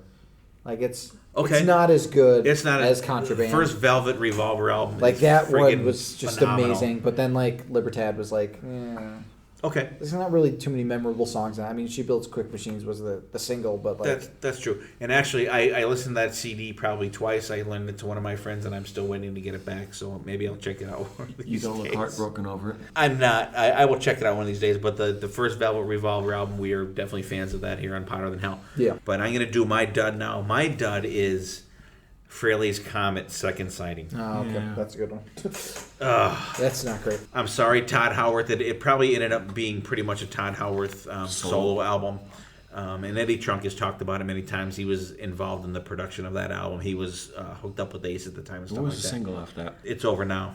I don't even remember that, to be honest. Yeah. with If only It's that so were the case. insane. They did a video for the song "Insane," which was a really cool song. "Time Ain't Running Out's on there. "Dancing with Danger," "Juvenile Delinquent," "Separate," and the drummer they had on that was Jamie Oldacre. Which, Horrible. oh my god! If you watch the live DVD, the live video they have out, like the awesome kick-ass drum fill that Anton Fig did and Rip It Out.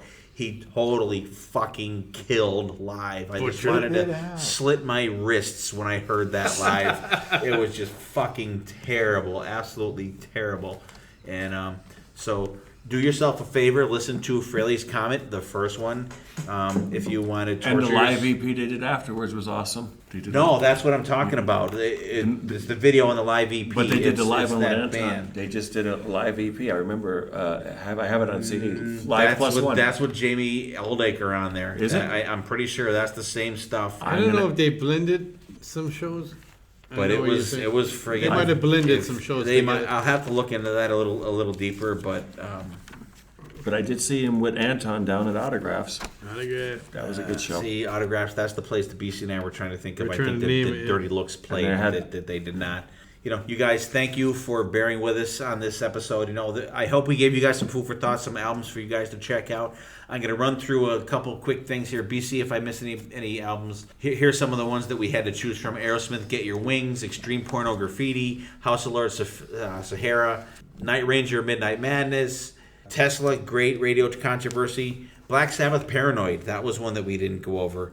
Anthrax, Spreading the Disease. And one that I think is really cool that just missed my list is the Black Veil Brides, World on Fire. What else we had here? Faster Pussycat, Wake Me When It's Over. Pretty Maids, Future World. Queensryche, Rage for Order.